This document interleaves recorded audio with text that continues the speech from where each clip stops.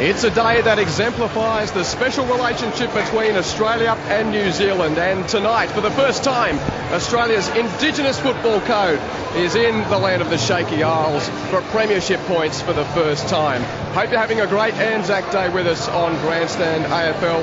Quentin Hull standing on foreign soil at the Westpac Stadium on a beautiful night in the Kiwi capital. There is a bit of dew on the ground here, but a very good crowd has built up here as St Kilda run out onto the Wellington Stadium with the Swans already on the ground going through some warm-ups. A real night of firsts here in the Kiwi capital. There have been plenty of trips overseas in the history of Australian football, but never in the VFL, AFL has there been a game on foreign soil for premiership points, and that's certainly what we're going to be bringing you tonight after Essendon's terrific win at the G against Collingwood. We hope you can stick around for what is going to be a night that's long remembered, not only in the history of Australian football, but the history of Australian sport and the relationship between Australians and Kiwis on this Anzac Day 2013. I'm at ground level, not too far away from the official battalion and brigade that are going to go through the Anzac Day ceremony. We've also got Samantha Jade and Stan who are going to perform for us. And it is a terrific atmosphere in this venue, which is affectionately known as the Cake Tin, with its yellow seats inside and its metallic appearance outside. So with the Anzac ceremony about to get underway, I'm going to leave foreign soil to get back to a position more familiar in the commentary box, where we'll find Dan Lonigan. Evening, Q. Great to be here, and Wellington have turned it on. Good crowd, lots of people on the plane today over from Australia, St Kilda and Sydney supporters. But the people of Wellington have got behind this match. The Cake Tin, as we're going to affectionately call it tonight. What a great name it is. 34,000 full capacity. I know the AFL are hoping for around 25,000. Adam Ramanauskas, Tim Stevens from AFL New Zealand with us tonight as well. Some team news. Lewis Jetta, whose form has been not up to scratch so far for the Sydney Swans. Interesting move by the Swans. Probably not surprising when you look at what he's delivered in recent times.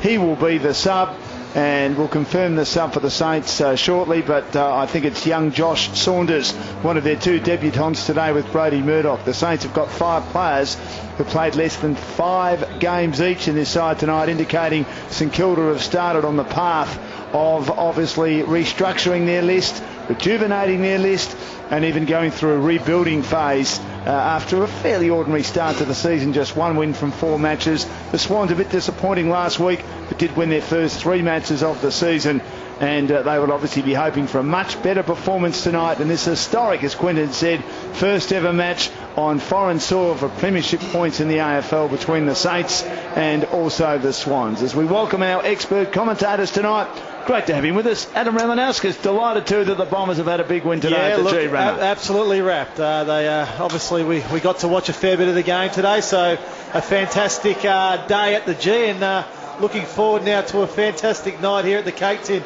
To paint the picture for our listeners, this is a fantastic stadium. It holds about 35,000. There's plenty of people coming in, and it's probably a typical wintry night at the MCG in the middle of the season. It's nice and cold. It's probably about 15 odd degrees. There's a bit of dew on the ground, but conditions are perfect. Not a breath of wind. And look, absolutely, I just can't wait. The first game of AFL football for 4 points on foreign soil. I've been fortunate enough to play a couple of games over in London, which is probably not quite the same there. We played hungover quite a couple of times there, Dan. So preparation a bit different. Preparation a lot different. So this is I can't wait. And Anzac Day, Australia, MCG. Now we're over in Wellington, New Zealand for the last part of the day.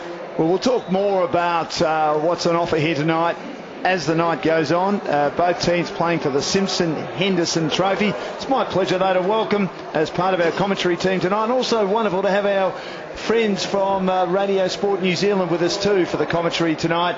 Tim Stevens. Tim is a board member with AFL New Zealand. He was lucky enough to be out here in the curtain raiser match tonight as an umpire.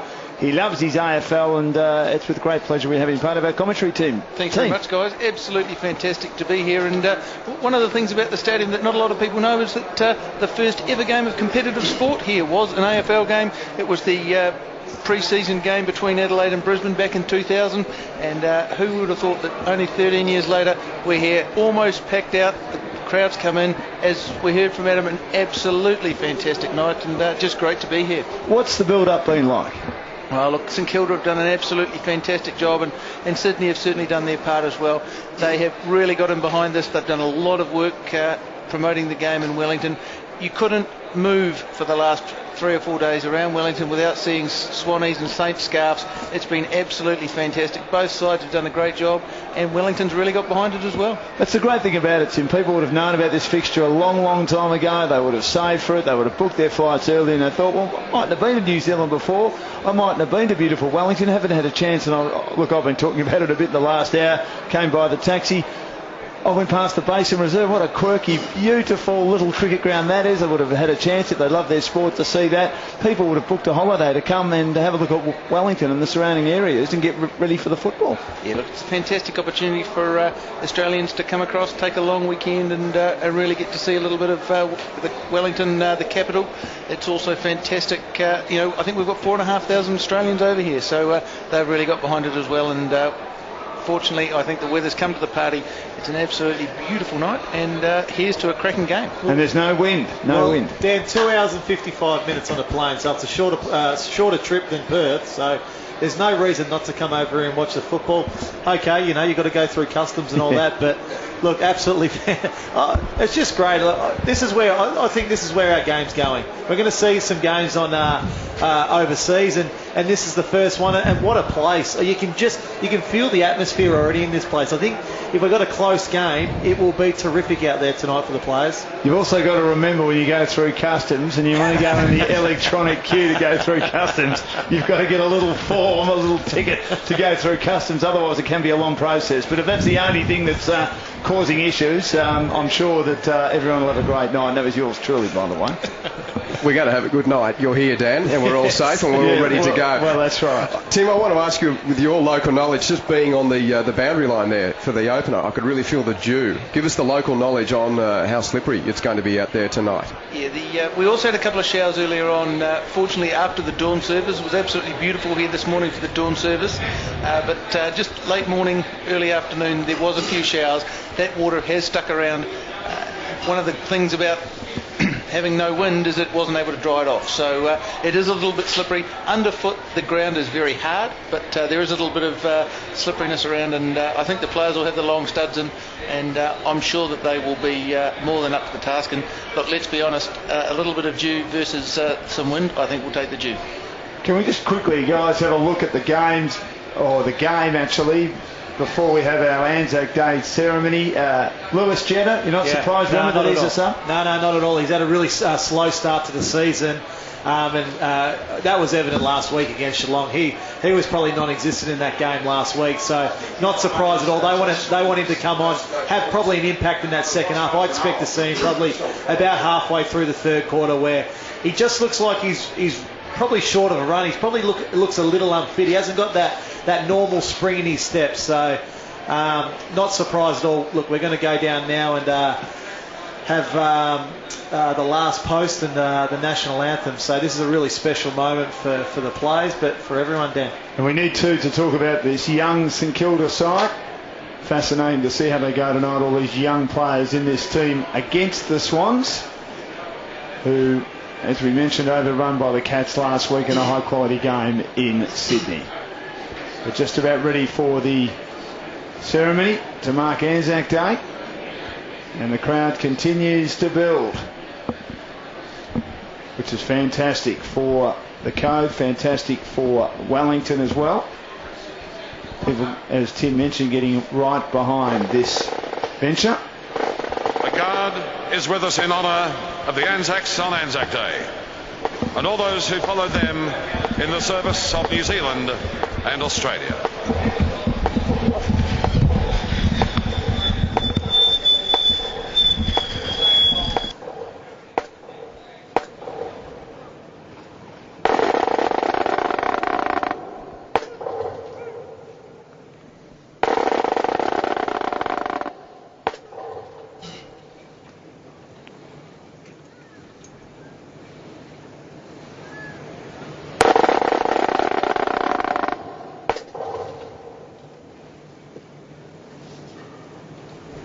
The Australian Football League invites you to join in honouring the memory of New Zealand and Australia's servicemen and women who gave their lives for their nations. Our thoughts too are with those currently on active service. Would you please stand for the Anzac observance? We welcome today Warrant Officer Dave Lark, Royal New Zealand Air Force, and the President of the Royal New Zealand Returned and Services Association, Lieutenant General Don McIver, CMG, OBE. E kore rātou, e kore hekete. Pēnei e tātou, kua mā hui nei. E kore hoki rātou, e kore hara.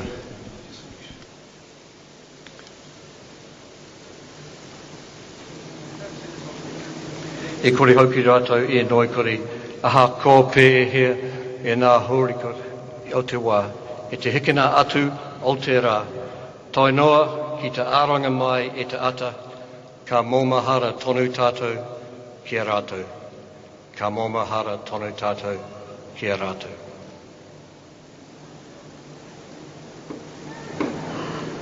They shall grow not old, as we that are left grow old. Age shall not weary them, nor the years condemn. At the going down of the sun, and in the morning, we will remember them. We will remember them.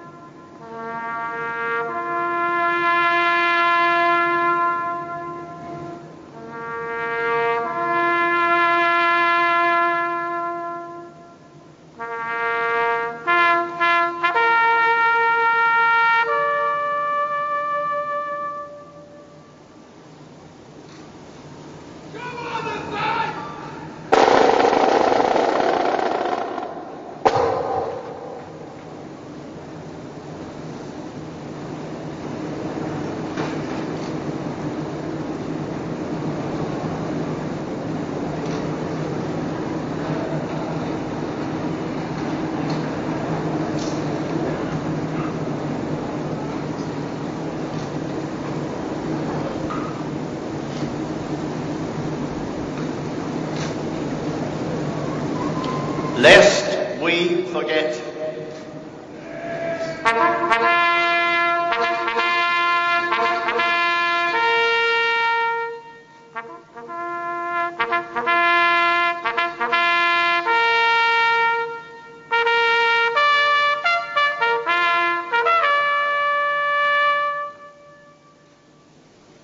Ladies and gentlemen, please remain standing for the Australian and New Zealand national anthems, to be performed by Samantha Jade and Stan Walker.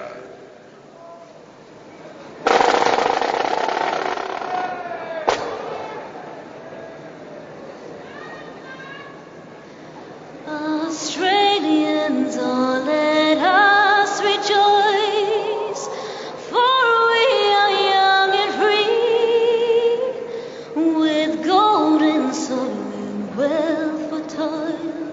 Our home is good by sea, our land abounds in nature's gifts, a beauty rich and rare. In history's page, let every stage a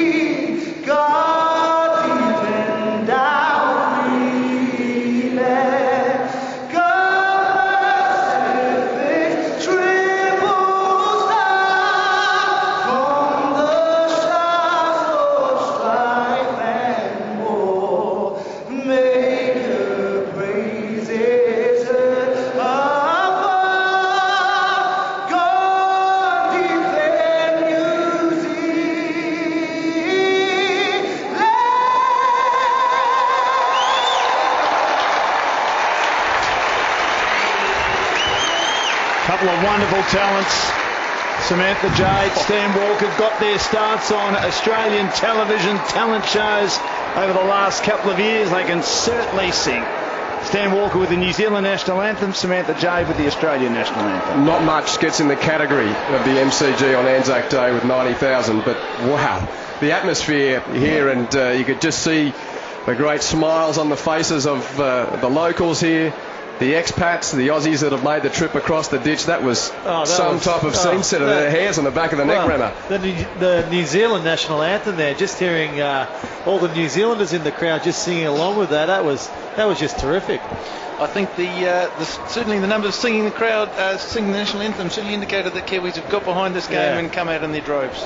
I always remember going to a rugby union Bledisloe Cup match. Yep. My late father was there in the front, and he was laughing because all these New Zealanders behind him was singing like it was the greatest thing in the world. And I said, that's what they do, Dad. That's what they do. It's fantastic. Well, the two captains are about to toss the coin. I wonder if they've got the two-up kind of time cost that we saw at the MCG. Yeah, we did. Just the regulation on the thumb and flipper in the air. Kieran Jack and Nick Revolt in the middle of the ground. And Kieran Jack's won the toss, and he's kicking to the city end of the cake tin in the first quarter. And after all of that, Ramo, we need to remember that, it's a massive day, particularly for St Kilda's season. It's huge for St Kilda today, I think. Look, this is obviously a must-win game. They haven't started the season off particularly well, the Saints. They weren't great at all last week against the Bombers. Probably the margin at the end of that game last week may have flattered St Kilda a little bit, whereas probably on the other hand the Swans, they would have been really disappointed with their performance last week also. They got out to about a 3 or 4 goal lead against Geelong, and then Geelong just monstered them after half time, so they'll want to get back on track, and by the looks of it, I think this ground will really suit the Swans. It's of similar size to the SCG, where it's a short ground and not as wide as the SCG, so I expect a lot of contested football. It's almost like the two Sydney grounds have been morphed. The shortness goal to goal of the SCG, but it's not a very wide ground as far as the wings are concerned, a bit like the Olympic Stadium at Homebush. So look, I expect the Swans really try to make this a really contested game and utilise their big bodies that are in the centre ground. They'll want Mumford in there really wrestling away with McAvoy. Josh Kennedy, he'll love these conditions, a bit slippery, the ball on the deck. Jared McVeigh's been in terrific form. We're seeing Adam Goods. Adam Goods looks like he's going to start up on a wing. Dan Hanbury was in great form again last week, whereas the Saints, they'll be expecting big games out of David Armitage, Lenny Hayes, Jack Stephen, those real scrappers there. Expect probably Clint Jones is already going, he's going to stand next to Jared McVeigh. Jared McVeigh's been in sensational form to start this season, so really need to get a hold of McVeigh. We're hearing the countdown now to the game. The crowd is they're up and ready to go for this. We're all looking forward to it. Well, Australia's Indigenous game goes abroad officially, Dan. Yeah, it's a huge night, isn't it? Very exciting, and hopefully we get a close one. Swan supporters don't want that. Saints supporters don't want that. They want their team, obviously, to win comfortably. That's how it is in all elite sporting codes. But it's a spectacle, Tim, we want, isn't it? We want a really close match. Very close match. Last kick, just after the siren, would be perfect. Not asking much. No. So Adam Good starting in the middle. Shane Mumford there. Jackson Hayes, as we thought he might be. Richards to Revolt. I think Armitage might get Josh Kennedy. Here's Quentin Hull on Grandstand AFL. We're in New Zealand, ladies and gentlemen. Enjoy the ride. The centre bounce across the ditch, and McAvoy gets up to tap down for the Saints. Hayes whacks on his boot towards half forward for St Kilda. Not all that effective with the kick as it bobbles out towards the right half forward flank for the Saints. Goods is there along with Sard. Neither can really control it before the boundary line, and a throw in to be effected. So the Saints kicking to the left of your radio dial, or the northern end here in Wellington, as the ball's thrown in 50 from St Kilda's goal. Taken down by Hayes, he gives to Stephen. Stephen kicks a quick ball towards full forward. In the pocket, Kazitsky on return, almost took a mark. Strong defending there from Ramp to tackle the Saints ball winner there. Was it Jones? No, it was Del Santo coming by to pick up the footy. It's over the line and a throw in the forward pocket for the Saints. Saints deep into attack on the outer side. We were broadcasting from Mumford there, trying to get a hand pass out. Murdoch on debut. Stevens a good hand pass. Gary, a chance there. Shot at goal. Didn't quite have the carry for St Kilda. And is picked up by Revolt. He gets the hand pass close to the line, and it's rushed through for a behind. But it misses by Tom Lee, who was on Adelaide's list. And the Saints have the first score there behind. Sydney yet to score. And the quick release was a long ball looking for Goods at left half back, but off fists it's over the boundary line. So St Kilda keep it at half forward with a throw in at right half forward for the Saints out on that eastern side of the field. McAvoy and Mumford bump bodies. Little kick clear of the congestion by Kennedy. Takes the ball to the wing. Picked up for the Saints though by Wright. Wright whacks it back into attack, but not a good kick. Out of bounds on the full, and a free kick for Sydney at left half back. Amazing amount of Sydney and St Kilda supporters we saw on the plains coming in, Dan, as the ball's driven from half back to the wing by the Swans off a pack. It's punched over the line and a throw in. And Ramo, we were able to find a pub in town you could watch the Bombers go around. We were. And for the first half before we had to come here. A great win, but I think we're going to see a lot of this tonight. A lot of stoppages, a lot of the ball going out of bounds, a lot of throw-ups. So this is our fourth one already within the first 2 minutes of the game. So very congested as we see. Armitage receives from McAvoy, throws it on the boot and wobbles it for another boundary throw in. 55 out from the Saints goal. So the Kiwis might feel at home. A lot of ruck and maul ball. Who's going to be good at the breakdown tonight? Back into play, Mumford. McAvoy leaning in, wins it down. Jack leads in the race for the Swans. Defensive give to McVeigh. A handball to Nick Smith, gets closed down. St Kilda swarming hard. And there'll be another boundary throw in, a further 10 metres closer to the Saints goal at the northern end. So it's one behind to St Kilda. Sydney yet to score, haven't been forward yet. Stevens spinning by, tried to take the tap, got it to Gary, who lost control of it. A lot of players around the ball outside attacking. 50. Kept alive momentarily by Kennedy for the Swans. Had his colours lowered by George Hall and Smith last week. There'll be a boundary throwing. So just the one behind for the Saints. As it's tossed in, Revolt, third man up, double fisted inside 50. Jones is in the vicinity, but good attack on the football there by Smith to see the ball over the line for the Swans. So we're camped at that northern end, but St Kilda back inside attacking 50. Another throw in. Mumford and McAvoy jostle. Mumford got the first hand, crashing through. Armitage tried to make it his own. It's still in the chop. Kennedy's battling hard for the Swans. It hasn't really moved far. It comes out Sydney's way. Goods breaks free and sets the Swans long towards half forward. He overkicks the ball though. He was looking there for O'Keefe, but chopping back, it was taken by Gilbert for the Fisher, should I say, for the Saints. He goes to Revolt. Revolt marks on the wing, and his short pass is good, and it's marked by Brodie Murdoch. Pick 40 in last year's national draft on debut. He whacks it on his left boot, a long ball towards full forward. Kaczynski in a 2-on-2, found the right spot and took a fine one clunk mark above his head. Well, he needed that, Cozzy, because he hasn't been in the side to start this season, so that will give him a great deal of confidence. But what we've basically seen for the first 3.5 minutes is just pure congestion there. Adam Goods was able to win the football there at half back, but it was a really poor kick, just went straight to Sam Fisher. And good on Brodie Murdoch, first game, first kick, just gets the football in nice and long, and Kaczynski should capitalise on this goal now. Trivia buffs, mark this in your mind. Justin Kaczynski on return kicks the first goal for the Saints in Wellington. Plenty of high fives as well. St Kilda 1-1-7 lead. Sydney yet to score on this historic night in Wellington. Well, look, yeah, like I said, it was really good play there by the Saints. That ball was really congested there. Adam Goods should have done better with that kick, or he really should have taken the space in front of him. Very surprised to see Ryan O'Keefe in the first place being in that last line for the Swans. Usually that's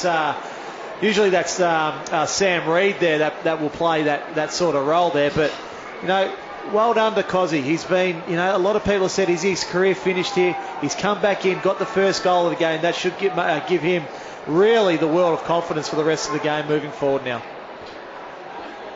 So well done to the Saints. Swans have hardly touched it. Mumford was holding on to his opponent, going for a loose ball in the middle. It's Lenny Hayes, last year's best and fairest winner. The champ delivers now forward of the centre to the former Swan, Trent Dennis-Lane. Marks for the Saints, doing all the attacking inside 50. Oh, Gords bashes into Matt, and a lack of talking for Sydney. At ground level, Smith gets swamped, loses control of it. Hayes puts the body on the line, taps it out. Could have been pushed forward in a tackle. McVeigh's there in a standing tackle as well. He tries to shove it out. Congestion everywhere. Emerging young Ross for the Saints. Handball to another youngster right. Kicks to full forward, doesn't have the carry. Revolt was the target and knocked away by Ramp, the third gamer for Sydney. We're 6 minutes into this quarter, and Sydney haven't even had one inside 50. They haven't even had a pass centre yet, so St Kilda absolutely doing all the attacking. Mumford, Kennedy and Grundy combined. Ramp, his rush kick is pulled from the goal mouth, and it's marked by Sebastian Ross, who hasn't kicked a goal this year, just his third game of league footy. Part of the GWS jigsaw as far as his journey. Well, he played his first game against GWS, should I say. Picked up in the draft 2 years ago, and on the left boot he kicks the second goal for the Saints. So Seb Ross takes St Kilda to 2-1-13 to Sydney's nothing. And what you like to see, they're capitalising on the opportunity here, St Kilda, early in this game. You know, we're 7 minutes now into the quarter, and St Kilda have had all the possession in their forward half. They've got the 2 goals, important 2 goals. It should give them a lot of confidence because, as I said, last week they weren't good at all in terms of early in the game against Essendon. This week, you can see their attack on the body, you can see their attack on the football. They really want it, and you know, the opening 2 goals of the game should give them a hell of a lot of confidence moving forward now. So great start by the Saints.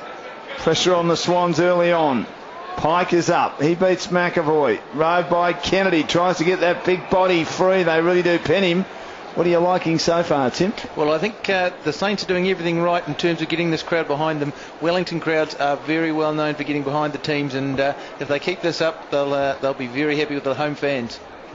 Tapped down by McAvoy, shoved away Kennedy as he tried to get boot to ball. Armitage is in the middle. He kicks into the body of McVeigh, ricochets to Jack for the Saints. He kicks to half forward, but cut off by Gilbert. Feeds a hand pass to Robertson.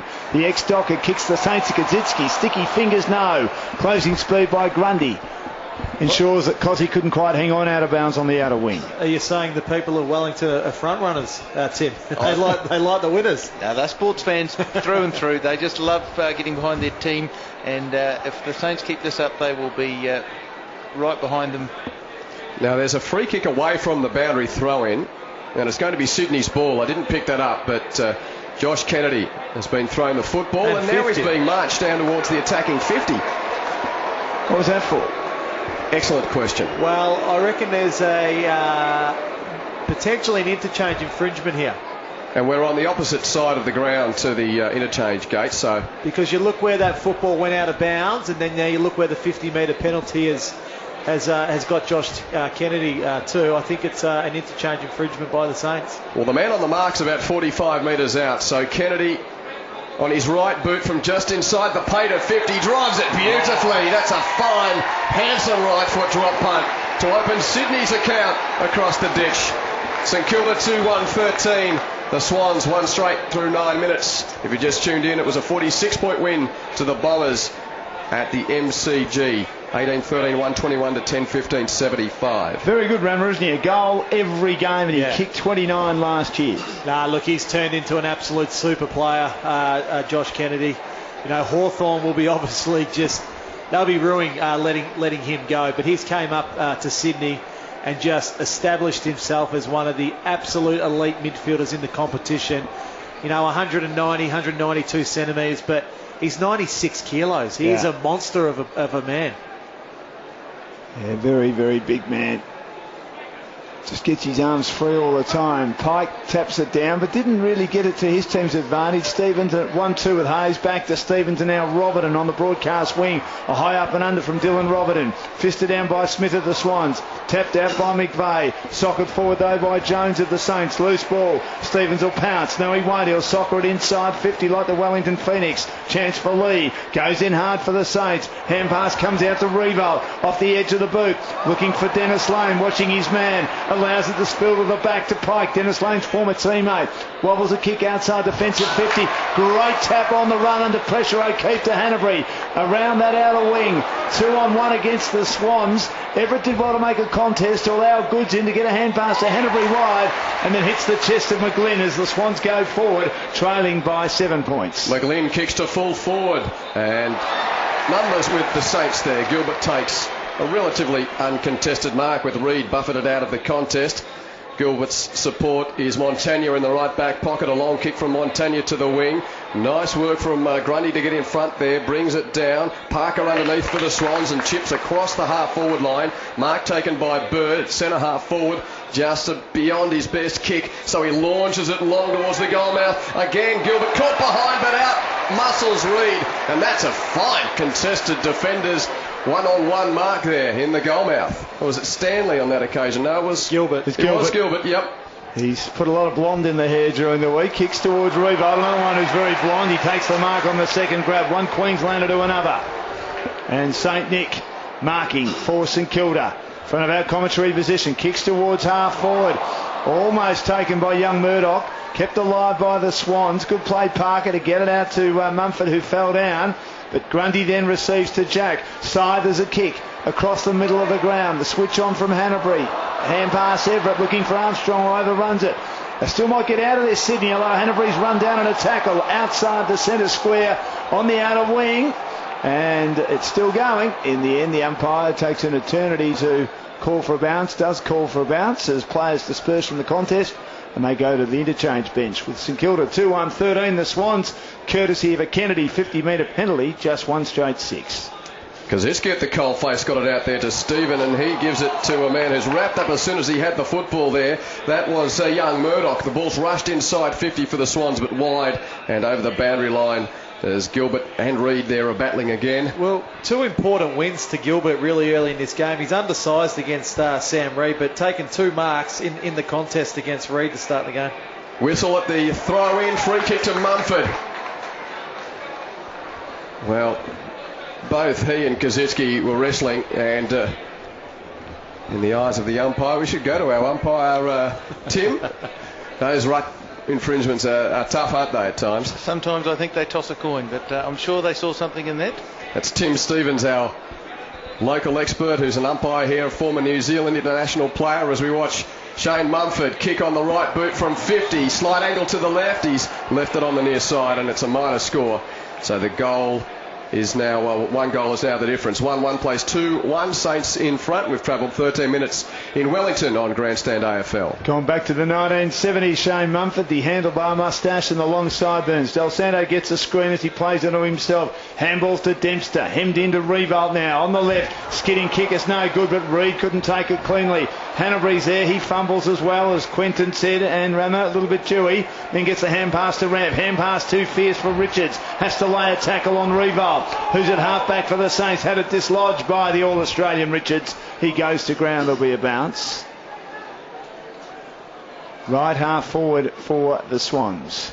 Heading to the city end in this turn. Tapped down by Mumford. He lost his footing as well. Bursting through Murdoch. Under pressure for St Kilda in his first game.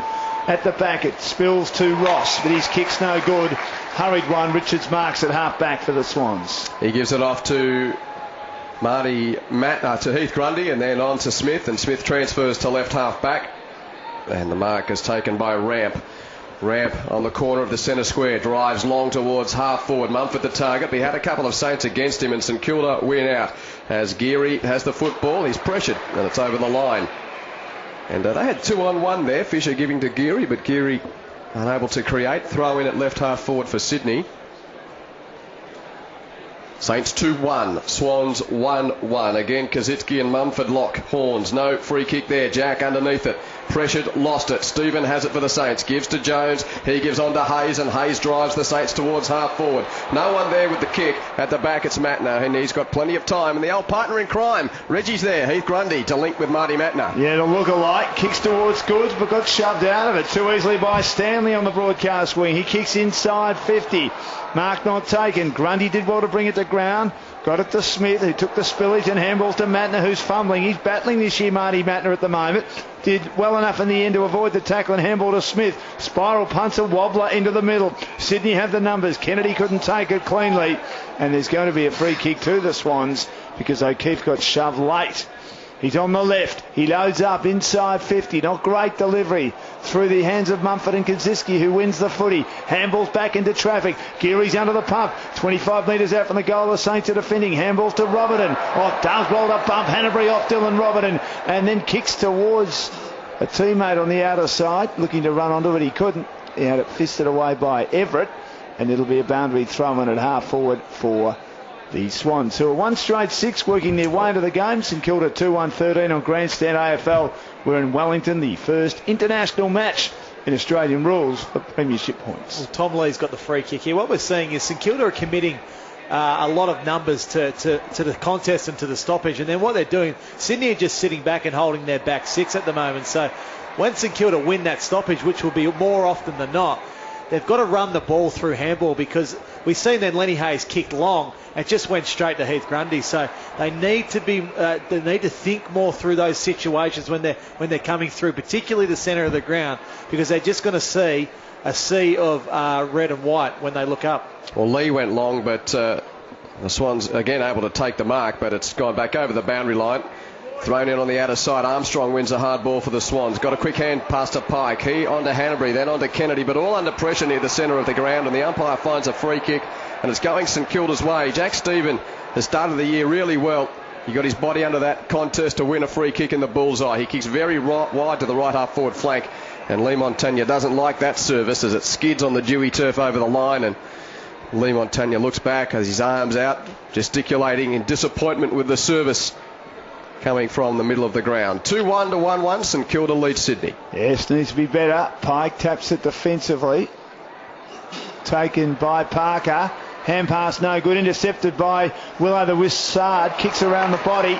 But in the way, Grundy attacking hard. Cuts it off at half back for the Swans. Brings it out at the broadcast side. Armstrong will run onto it now, the former Crow. He's at half back. Revolt in pursuit. Hits Goods on the chest. Virtually on the wing. Stanley playing on him. Goods looking to kick up the line, the dual Brownlow medalist. Loads up. Probing kick towards half forward. Jude Bolton has got good hands, the veteran. He's kicked 9 goals this season so far. He takes the mark. Attacking side of the wing. Game 306. Pops a kick inside 50. Pike crashes the pack. At the Rove side, a long way from home. Takes it for the Saints. Kicks to the wing. Revolt had it fisted away gently by Richards, who finds the boundary. And it'll be thrown back into play. It's still St Kilda Lullen scoring here, 2-1-13. The Swans 1-1-7 earlier today. Essendon winning the Anzac Day number 19 by 46 points over the Magpies. David Zaharakis won the Anzac Day medal. Ball thrown in on the western wing. Kennedy and Hayes battling. Kennedy was able to just hand pass to McVeigh. He to Armstrong. He to Parker. And Parker just with a bit of space. Defensive side of the wing now kicks to half forward. Athletic spoil coming from Stanley, who flew and fisted away. Ground level right picks up for the Saints. He hands it to Montagna. He on to Jones. Jones kicks from the wing. Short pass which finds its target. It'll be driven forward by Murdoch, who turns. He's got a man running through half forward. Mark taken by Geary. Geary unloads from 55. Oh, it's pretty close to the line. The goal umpire's going to give it a goal, I think. Richards was close to, well, I think beyond the line when he marked it. I thought he was. Both the field and goal umpire are having a chat. And we're going up to the screen. Yeah, look, I think Teddy Richards, well, you're going to find he's over the line here. It was really good play there by the Saints to bring that football back through the centre of the ground, and a very smart kick there by the first gamer in Brody Murdoch there to give it to Geary, who I think you're going to find has kicked this goal here. Well, just seeing the replay, Nick Revolt, all the goal umpire could see was the number 12 on the Roo's back, because he went straight in the vision of the goal umpire. This is a really hard call. Yeah. Because the goal umpire's got absolutely no vision of it whatsoever. And see, I'm not convinced this is working because it takes a long, long time. I know they've got to try and get it right. Well, why hasn't the boundary umpire been asked for an opinion here? Mark Pate. Mark Pate. I thought it dipped, but I still thought, it's just gone over the line. Richards with the reprieve, pops the pass into the back pocket to Malcheski, stalked by Montagna. Has to kick under some duress towards the wing, Malcheski. Pike goes up, slaps to the front, rode by Parker. Spins in and out of tackles with a hand pass to Jude Bolton, also under pressure. Parker soccers forward, good play to Reid. Handball to Jack on the outside. Look for an open goal, well smothered by Stanley. Jack kept running, there's no one there for support. Stanley drags him down from behind, 3-on-1. Reid arrives late now. Loose ball, Saints looking to clear, and they do through Murdoch, who's been impressive on debut in the opening 20 minutes of his league career. His brother Jordan's been doing okay for the Cats, and it'll be a boundary throw-in, originally from Glenelg via southeast South Australia. There's going to be a free kick. It'll go to the Swans from the ruck contest. Well, it's Mumford again here. Let's see if he's learnt anything after that first kick. He kicked that first one like a true ruckman. If I was Dan Hanbury, I'll be running around there. He can easily run around here on his left foot here, Hanbury, because no St Kilda player is there. But there, I think Big Mummy here is going to have the shot for goal. At right half forward, such an important member of this Sydney Swans side. The former Cat, one of 7 players from other teams in this Sydney side, and he has pushed it to the left-hand side at the City end. It's a good point you make, Dan, about Mumford. I think he's a real barometer for the side. I think last week, you've seen he had no impact on the game, and the Swans really struggled around the contest in that second half. So Mumford at his best is just one of the most aggressive ruckmen in the competition, and that's what the Swans love, because they love to create as many stop play situations as possible. A couple of chip marks for the Saints, and now Revolt, who is deep in defence, kicks it out towards left half back looking for Jones, but Jared McVeigh was there to spoil, and the ball over the boundary. St Kilda 2-1-13, Sydney 1-2-8. 22 minutes travel in the first term at Wellington from the clearance. Hayes underneath for the Saints, gives to Jones. A pressured kick towards the wing. Armstrong first there for Sydney. Couldn't mark. Malcheski crashes through. It's kicked off the ground by Bird. This is messy stuff. It's very slippery out there. There's a whistle on play and a free kick going St Kilda's way. I think that was against Parker for high, was it? Nonetheless, it's a free kick to Lenny Hayes at left half back. So the veteran, his kick is smothered by the man on the mark, Parker, who picks it up and just stumps it on his boot towards full forward. 3-on-3 contest. It's fisted away from the group of players. Hanbury comes through, can't pick up. Kicked off the ground by Ross of St Kilda. From half back to the middle of the ground, but Reid first there for Sydney. He's pressured by Robertson, and the hand pass is stolen by Revolt. It's really slippery stuff. Nice hands from Geary, though. He tries to get it to right close to the line. You can see the players sliding with momentum with a metre and a half or so every time they go to ground. It's over the line on the outer side. Yeah, look, like I said, the conditions are middle of the winter in Melbourne. There's dew on the ground. It's cold, but it's very, very still. Pike taps down to Jude Bolton, hooks around the body. Goods had the fist applied from behind by Fisher. Good roving by Robertson, now to Nathan Wright in his third game to Stephen and Hayes. Receiving a hand pass close to the boundary, kicks to the wing. Jude Bolton gets up, makes a good contest in front for the Swans. Bird is there, he can't take it for Sydney. Del Santo can for the Saints. High kick going nowhere. Malcheski cuts it off. Runs around Sard now. On the outer wing, he loads up on the trusty left foot towards half forward. Getting back, Demps to the former Swan. Mumford's with him. They knock it out of bounds between wing and half forward. It's St Kilda 2-1-13, Sydney 1-2-8. Well, really interesting use of Ryan O'Keefe to start this game. We've been so used to seeing him up and around the football over the last couple of years, but he's played predominantly as a forward for this whole first quarter. So I just wonder if he's a little bit sore from last week's match still. That's where, of course, he started his career. There's going to be a stalemate. A lot of players milling around the football. The umpire's picked out a free kick. I don't know how. There are about 20 people on that outer half-forward flank, of which Jude Bolton gets the free kick. High ball inside 50. Pack collapses. Roving at McGlynn. Handballs to Richards, the defender. Teddy from 40. Bangs a long goal for Sydney and puts them in front. In another era, in another lifetime, he was a forward at Essendon. He's become a fine defender at the Swans, and that's a goal. And Sydney at 2-2-14, St Kilda 2-1-13 on Grandstand AFL at the 25-minute mark. Tim Stevens. I think really importantly that Sydney's first scoring opportunity that hasn't come from a free kick, so they will be very glad to finally get their hands on the footy. I think we're seeing the players really struggling with the both the slippery nature of the surface, but also looks like the Sharon's getting a bit slippery as well. So it's the forward Kiwi international Tim Stevens with Adam Ramanauskas in the experts chair. I'm Quentin Ho with Dan Lonigan. We look alike. Well, similar hairdos. We all look alike, though. We at the moment we've all got no hair. I've got a better head for radio. Centre bounce. Again, it bubbles around. Al Santo crashes through. Picked up by Kazitsky. There was a free kick. Playing to advantage as Cozzy whacks it to the goal mouth. Rebold finds himself at the back of the pack. Picks up and goals from 5 metres out. Good play, Cozzy. Really good play there by Justin Kazitsky there. What I was going to say is that one would have hurt Nick Rebold with Teddy Richards coming down and kicking that goal, being his direct opponent. But we see there, just again, it's just a scrap, and the ball's just worked forward. Cozzy just gets the ball and whack. That is the hardest kick to defend in the AFL, that quick kick coming straight out of the centre bounce, because generally all the defenders and forwards are one-on-one there. Teddy Richards just completely misread the football there, goes over the back, and Rebold's there to run onto it and kick the easy goal. So St Kilda 3-1-19 return to the lead. Sydney 2-2-14. The Roos first of the night and 13 now for the season. Bounce in the middle. Mumford the tap. Armitage might be there. Stephen helps him out, but then Jack on hands and knees. Hand pass didn't find the target of Kennedy, but he knocks it away from Stephen and wins the footy himself. Tumble punts it inside 50 and it lands out of bounds 25 metres around from the Swans goal at the city end or southern end of the Cake Tin. Just love that name. It's a good sporting venues and sporting grounds around the world. It's one of the better ones for mine.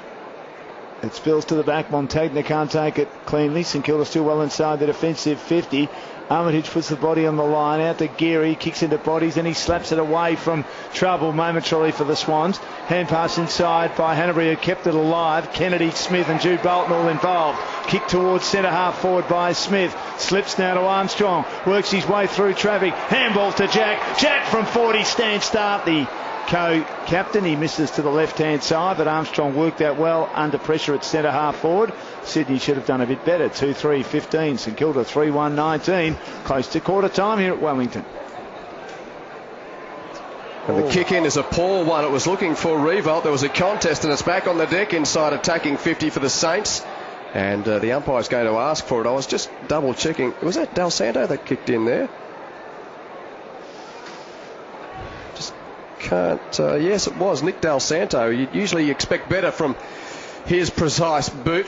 From the bounce, Stephen glides by for the Saints, wins a hard ball. An ineffective disposal, though. It's still in the forward pocket for the Swans, with players all around the pack, and the umpire wants it again. Well, if the players haven't got the long stops on, I guarantee you the coach will be checking at quarter time to make sure they all have, because we've just seen too many guys slip over to start this game. The ball's just hacked out of the Saints' defence, picked up by Revolt at right half back. He bumped away from one, his kick was poor, went into the path of Matner, who then just dived back in towards a couple of Saints. And the umpire says it's mine. He didn't dive at their knees in the or shins in the manner of the new rule, but he picked it up almost like a rugby league player going to jump over a pack of players to score a try. I wonder if there might be a few of those free kicks given tonight because of the Dewey services. Jack does well. He fended off about 4. Armstrong tried to burst through and had the ball knocked away. Bird, though, lends him support, but his kick's no good. And the reliable Dempster back in the side tonight. The All-Australian, the former Swan, marks for the Saints at half-back. Right half-back. Quick hand pass at close quarters to Stanley. Stanley's kick doesn't find the target. Skims to the back row to Lee. His kick was half knocked down for the Saints. Hanbury on hands and knees, gets it out, taken now by Matner. Matner's hurried kick, not great footy this because of the conditions. McAvoy's there, intercepted by Hanbury. Handballing to Pike, at his back to it, does well to burst his way through, foots it inside 50 to Goods. Goods is there, lays off the hand pass, didn't find the target of McVeigh, finds Jack, now McVeigh, 40, he hooks around the body, it's an open goal and puts the Swans back in front. The Saints players were zoning off inside defensive 50, then allowing the Swans to get some decent football out and set up that goal to McVeigh. And they're 3-3-21, the reigning premier. St Kilda 3-1-19 on Grandstand AFL, 30 minutes opening term. He's just been in unbelievable form, Jared McVeigh. I think if the Brownlow medal count was tomorrow, he'd be right up there in terms of the voting. But his ability to impact the scoreboard. We heard Jude Bolton had kicked 9 goals to start the season. I reckon Jared McVeigh that's probably his 9th goal as well. 11. 11. Yeah. There you go. So those two guys are just really impacting the scoreboard as midfielders. Jude's probably playing a lot more midfield, but they need to find one of their tall forwards to start kicking a few goals, the Swans, because it's a little bit of a worry now with Roberts Thompson out for a few weeks. Adam Goods needs to play a lot more key forward, in my opinion, because we're still waiting on Kurt Tippett. The first bounce in the middle was wobbly, so recalled, thrown up. McAvoy taps it down for the Saints.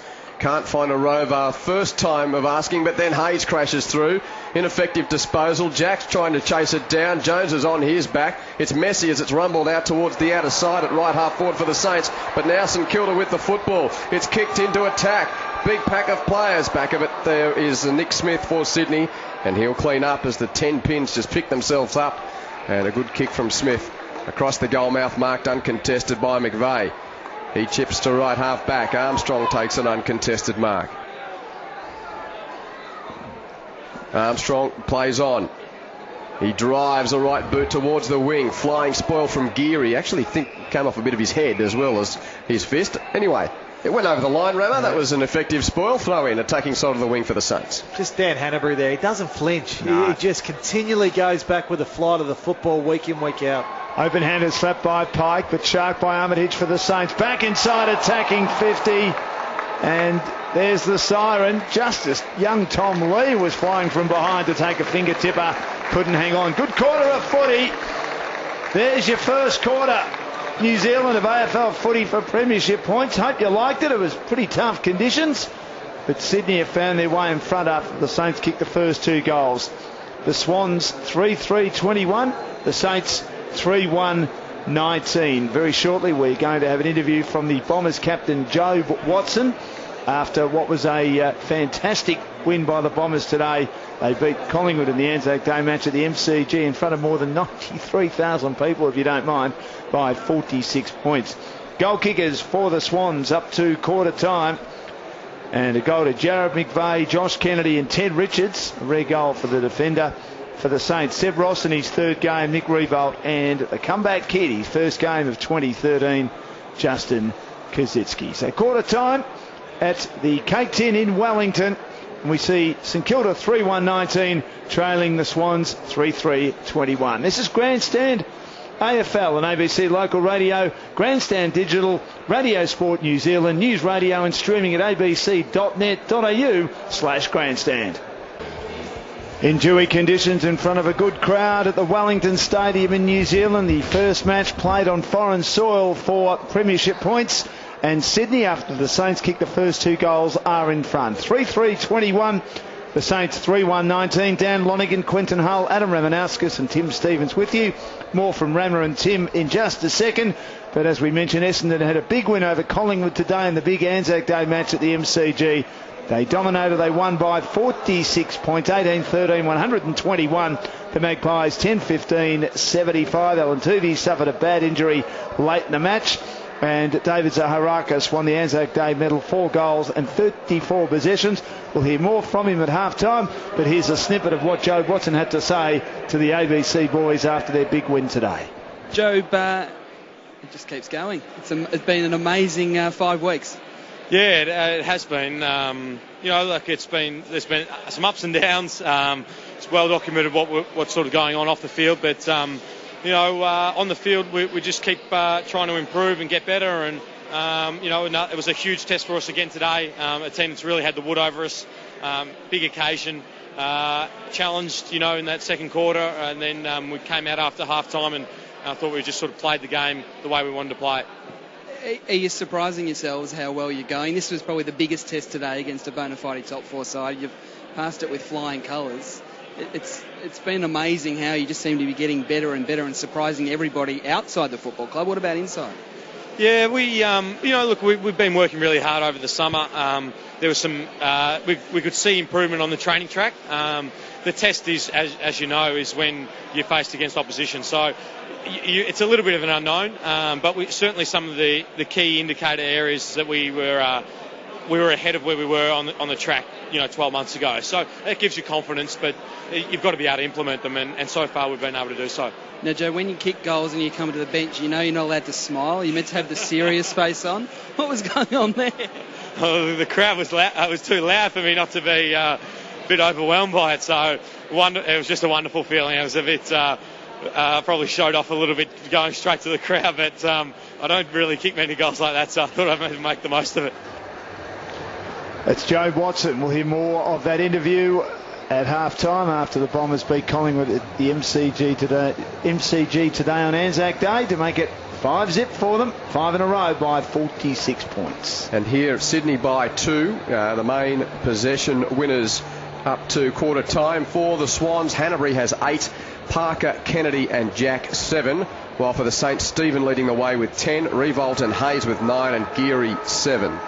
Well, the challenge for the Saints is how long they can maintain this pressure. We've seen a really scrappy first quarter there, and probably St Kilda dominated possession and play, but it was Sydney just with a little bit of class late in that quarter were able to get them that lead. So this suits Sydney. How long can St Kilda maintain the pressure? Centre bounce to start the second term. In the middle of the ground, well, Hayes is underneath the football, crashing through, giving away a free kick. Just got a bit too high there on Ben McGlynn, so the ex-Hawk will drive Sydney into attack at the northern end to a 2-on-2 contest. Read the target, it comes off hands, and St Kilda's ball. Nice piece of work from Geary to take them on, run through the congestion and kick the ball towards the wing. Out there the target is Lee, but getting in there in front of him is Ramp, so two very inexperienced players there. Ramp just kicks the ball around the boundary line, gains about 20 metres, and it's over the line. The ball to be thrown in between wing and right half forward for the Swans. It's McAvoy and Mumford, should I say it's Pike and Mumford.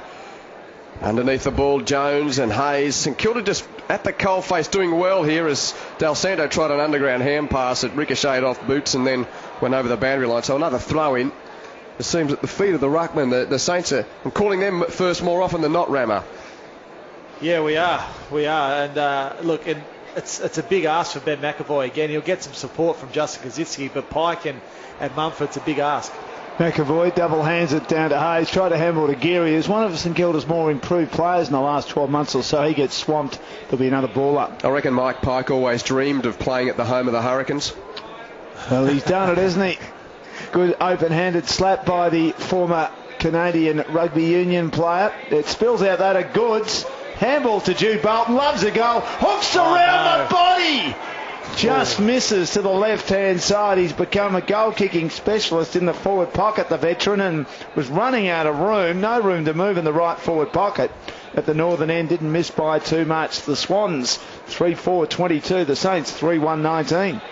Driven along from the kick-in towards the wing. Revolt the target. He couldn't mark, but brings it to ground. And Jack's there to make a fierce tackle on Ross. And Ross is pinged for holding the ball. Gee, I'm not sure where the opportunity is there for Seb Ross to release that football. The umpire just needs to ball it up. Jack kicks into attack. It's fisted away from the pack over the line. Throw in with the Swans in the left forward pocket. Yeah, very hot that. Oh, instead of giving him the opportunity to try and get the ball out and then calling for holding the ball, just blow the whistle early and throw the ball straight up. Throw in with the Swans in attack. Jones got one high and he'll get a free kick for the Saints. Play onto advantage though as it's kicked clear by Hayes and his chipped pass is marked by Kazitsky just forward of 50 at right half back. Kazitsky kicks down the line. It clears Revolt in front and Melcheski, and Richards takes the mark. Get a free kick but here, Revolt to get one for the chopping of the arms. It was a late call. It was a late call, but it was a poor kick by Cozzy. But yeah. Well done to Nick Revolt. He had a terrific start to the game. He had the 8 possessions for the quarter and the goal. You can see he's really working hard, trying to bring his team into the game. Hayes chips inside to Sam Fisher. Drives them long inside 50, but floating back, taking a comfortable mark, the reliable Grundy, just outside the defensive goal square. He feeds by foot to the outer back pocket to Matner. And that's what I spoke about, Dan. Sydney is so disciplined at just keeping their back six together. St Kilda cannot bomb the football in long, particularly if Revolt's right up there on centre wing. Geelong separated them a little bit, Rammer, last week, didn't they? As Smith kicks to the wing, big pack forming. Goods tried to grab it, he couldn't. Then tackles are laid near him, standing tackles in fact, and they go to ground. There'll be a bounce on the wing in front of the two teams' dugouts. A more populated area in the crowd on that outer side from us here at the Wellington Stadium. Tap down, trying to squeeze a kick through traffic. McAvoy comes off bodies and rebounds out of bounds on the wing. It's Sydney 3-4-22, St Kilda 3-1-19 on grandstand. AFL Anzac Night football in New Zealand, the Swans in front. Pike got to the front of the ruck contest. McVeigh was gliding by, couldn't really gather. Hanbury then balls it out, but to no one in particular. McGlynn crashes through. Great tackle from Ross, but McGlynn got a hand pass free. The umpire says, Ross's tackle was over the shoulder. Free kick to Ben McGlynn, who's at half back for the Swans. His kick wide is marked by Hanbury, and Armitage lost his footing. So Hanbury says, I'll play on and spear the pass to Jude. And Bolton takes the mark on 50. He plays on quickly. Jude Bolton kicks looking for Reid. Gliding over. The spoil came there from Fisher at the back of the pack. It's picked up by Ramp. Ramp kicks it back to whence it came. Goods had a bite, couldn't take the mark. At the deck, Kennedy wins a hard ball. Hand passes to McVeigh. He's tackled by Del Santo and the umpire wants it. About 35 metres out from the Sydney goal. With the really young St Kilda list, it's very important for these the more experienced St Kilda players to stand up, and we saw earlier on in that first quarter when Rewald and Cozzy got involved, they looked a lot better. They sure did. Sam Fisher tries to clear traffic. He won't. Gilbert's there to lend support to Del Santo. Pops a kick outside defensive 50. Revolt takes the mark. Behind the wing. Probably still right half back. The commentary side of the ground or western side. And Dennis Lane had bobbled off his chest, but he grabbed it. Nothing on offer up the ground for the former Swan, and goes back to Revolt, the Saints star. 5-time best and fairest winner. His kick is not a great one to Gilbert. Gilbert better be good to get that. Luckily he has support in Robertson. Dislodged in a tackle. Handball's now in the direction of Fisher. He should have hit Gilbert on the chest and Revolt, but they might get out of this one as a hard, tough player, and Geary takes a mark under duress on the outer wing. Pumps a hand pass inside to Sam Fisher. Hurries a kick inside 50. From behind, Pike brings it to ground. Kennedy at the full. His hand pass doesn't find the target of Jack. Socket free by Revolt. Grundy attacks it hard in the forward pocket. Armitage comes the other way. Good contest at ground level. Spills out now to McVeigh. Kicks into the middle, but straight on the chest of Robertson, just in front of the circles for the Saints, who build again. He kicks to right half back. Jones marks. Slots a short pass to Montagna, who marks just beyond range. At right half forward, about 60 out. Lee Montagna with his right boot.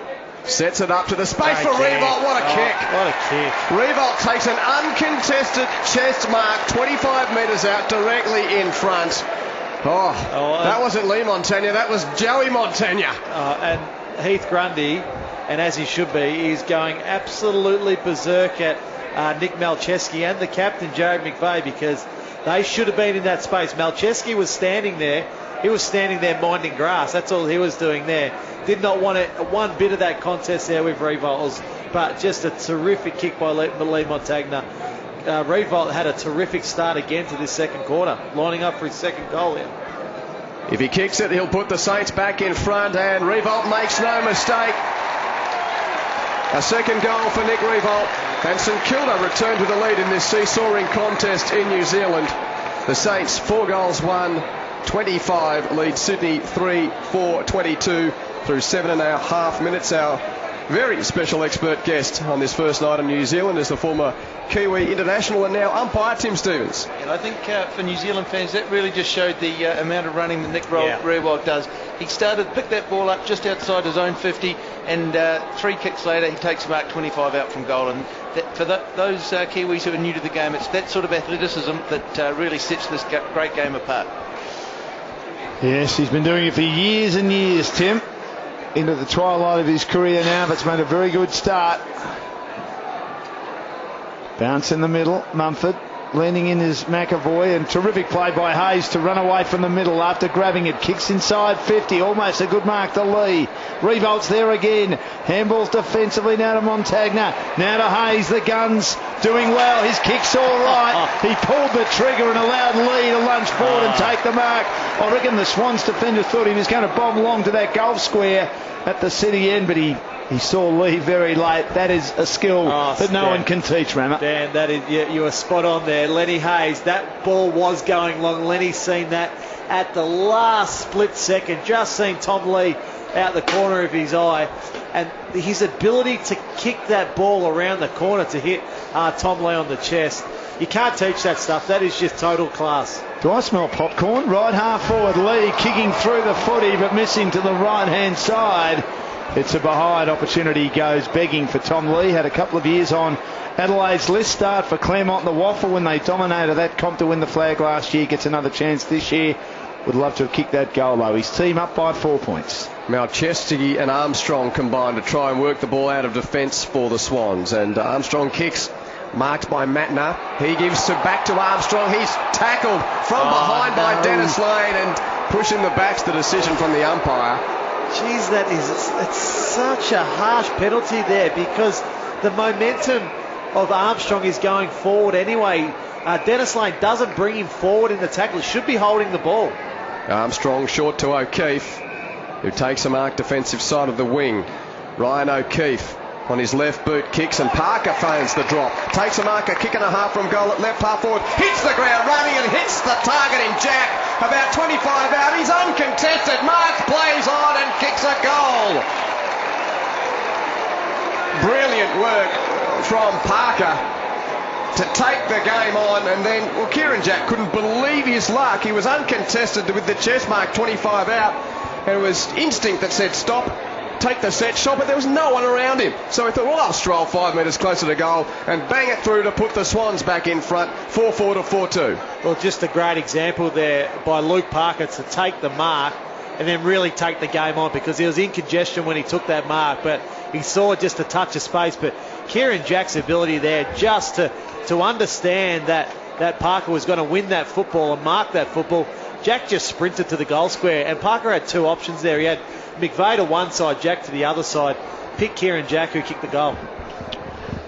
So Swans hit the front again as Mumford taps it down. Jack, volleyball, spikes it in an defensive way to McVeigh, then hits Goods on the chest, who kicks inside 50 with a decisive punt. And a terrific mark taken. Was it held? No, not quite. And the Saints do well when the ball hits the ground. It was Luke Parker, I thought, nearly had enough of it in that right forward pocket.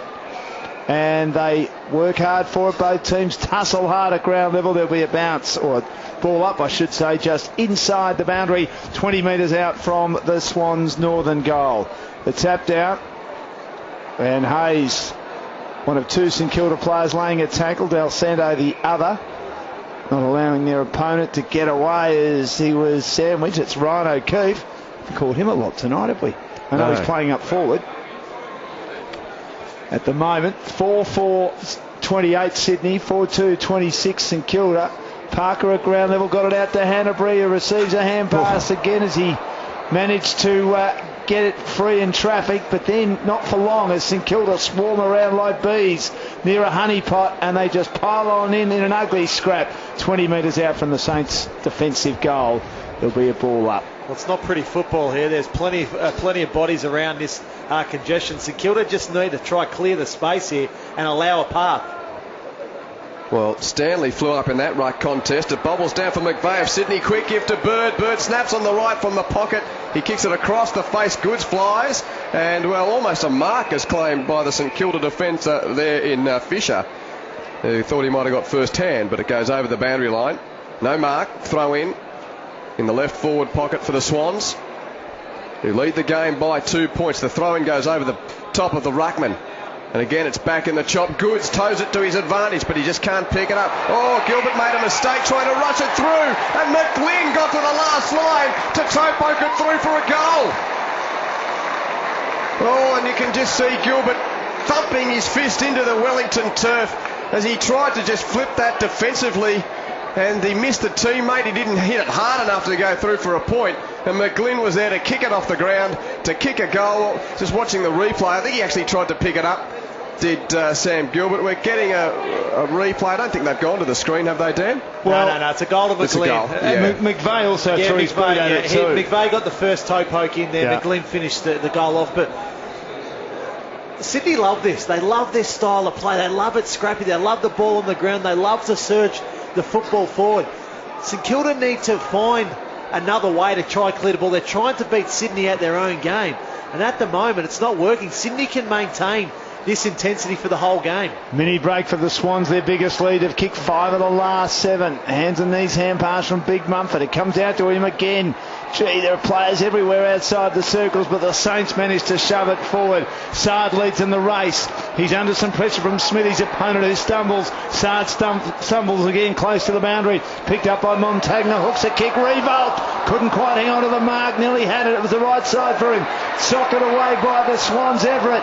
Good play by Jones, and he got tackled. Same was Matner and Revolt. Gee, it's hard, isn't it? Good play by Mumford to get it out to Malcheski, but he kicks into bodies, and then they just pile on in. Tough footy. As Hanbury's there, Kennedy jumped over him and then slapped it free of the contest outside defensive 50 in the road, though. Stevens of the Saints, he got worried out of it. Jude Bolton involved in a wrestle with Gilbert. Stevens goes in again in the middle of the ground. Here's Gilbert charging forward, got 40. Montagna on the outside, 50 out. Finish the job, Joey. Finish the job. Great goal. Great contested footy by both teams. And then the Saints were good enough to get it to their best outside man, Lee Montagna. They kicked their fifth, and they're 5-2-32. The Swans up 5-4-34. 15 gone, second quarter on Grandstand AFL. And Lee Montagna will be very, very popular with the Wellington fans. They were over here for the community camp earlier on January, and he did a power of work with a lot of the young football fans here in Wellington, so that will be a very, very popular goal kick. Handy strike in the wet too. Well, a fantastic strike, and that's exactly what I'm talking about. St Kilda finding another way. The ball, again, contest a congested situation, but Stephen was able to win the ball. Sam Gilbert was able to win the ball in that congestion. Get it to your best outside player in Lee Montagna. Centre bounce, Sydney's clearance, lovely quick hand from McVeigh to Bird. Bird kicks wide towards the half forward flank. It favours Dempster, the ex-Swan, playing now for the Saints. His hand pass to Fisher, and Fisher's buffeted it over the line. Is it the first of the bad Kiwi jokes time? Are very willing in Wellington at the moment, these two teams, that's for sure. Not very windy though. It's wet though. You did well to wait for the second quarter to fit a Kiwi joke in. I'd concentrate on the commentary, Q. There'll be a ball up. Nothing doing from that boundary throw in. Neither team able to get a possession. Hardness at the footy. Ending here. Taken by Bird from the ruck contest. He hooked around the body, but the Saints had defenders good enough to parry it towards the boundary. 25 around from their defensive goal at the northern end. They trail by 2 points. Tap to the front by Pike.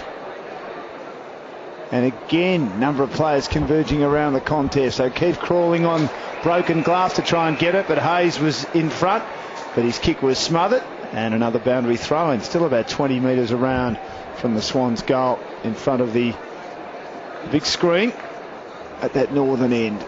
Back into play, leaning in McAvoy. I thought that he might have been dealt with then. Goods picked up by O'Keefe. He kicks under pressure from just outside the goal square, and he misses to the left-hand side. Sydney by 3 points, 5-5-35. The Saints 5-2-32 on Grandstand AFL. And the quick release has the ball out towards left half back. Lee with the mark, but his kick to the wing is no good. And marked by McGlynn of Sydney. So the Swans to come back into attack again. And McGlynn just boots it on his right boot very, very wide, looking for Jude Bolton near the boundary line. Geary was there with him.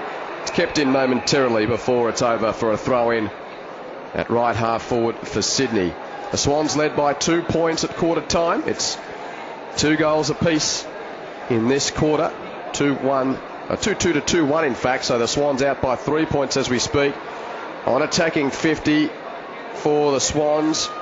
Well, trying to crash through was Armitage. He did really well. He had 2 cracks at it, but his second hand pass stolen by Kennedy. An up and under kick. Coming back is Stephen for St Kilda to spoil it down, but picked up by Everett for the Swans. His hand pass to McGlynn, very close to the boundary line at right half forward. It's kept in, and now Robertson has it. The Saints are a chance to emerge.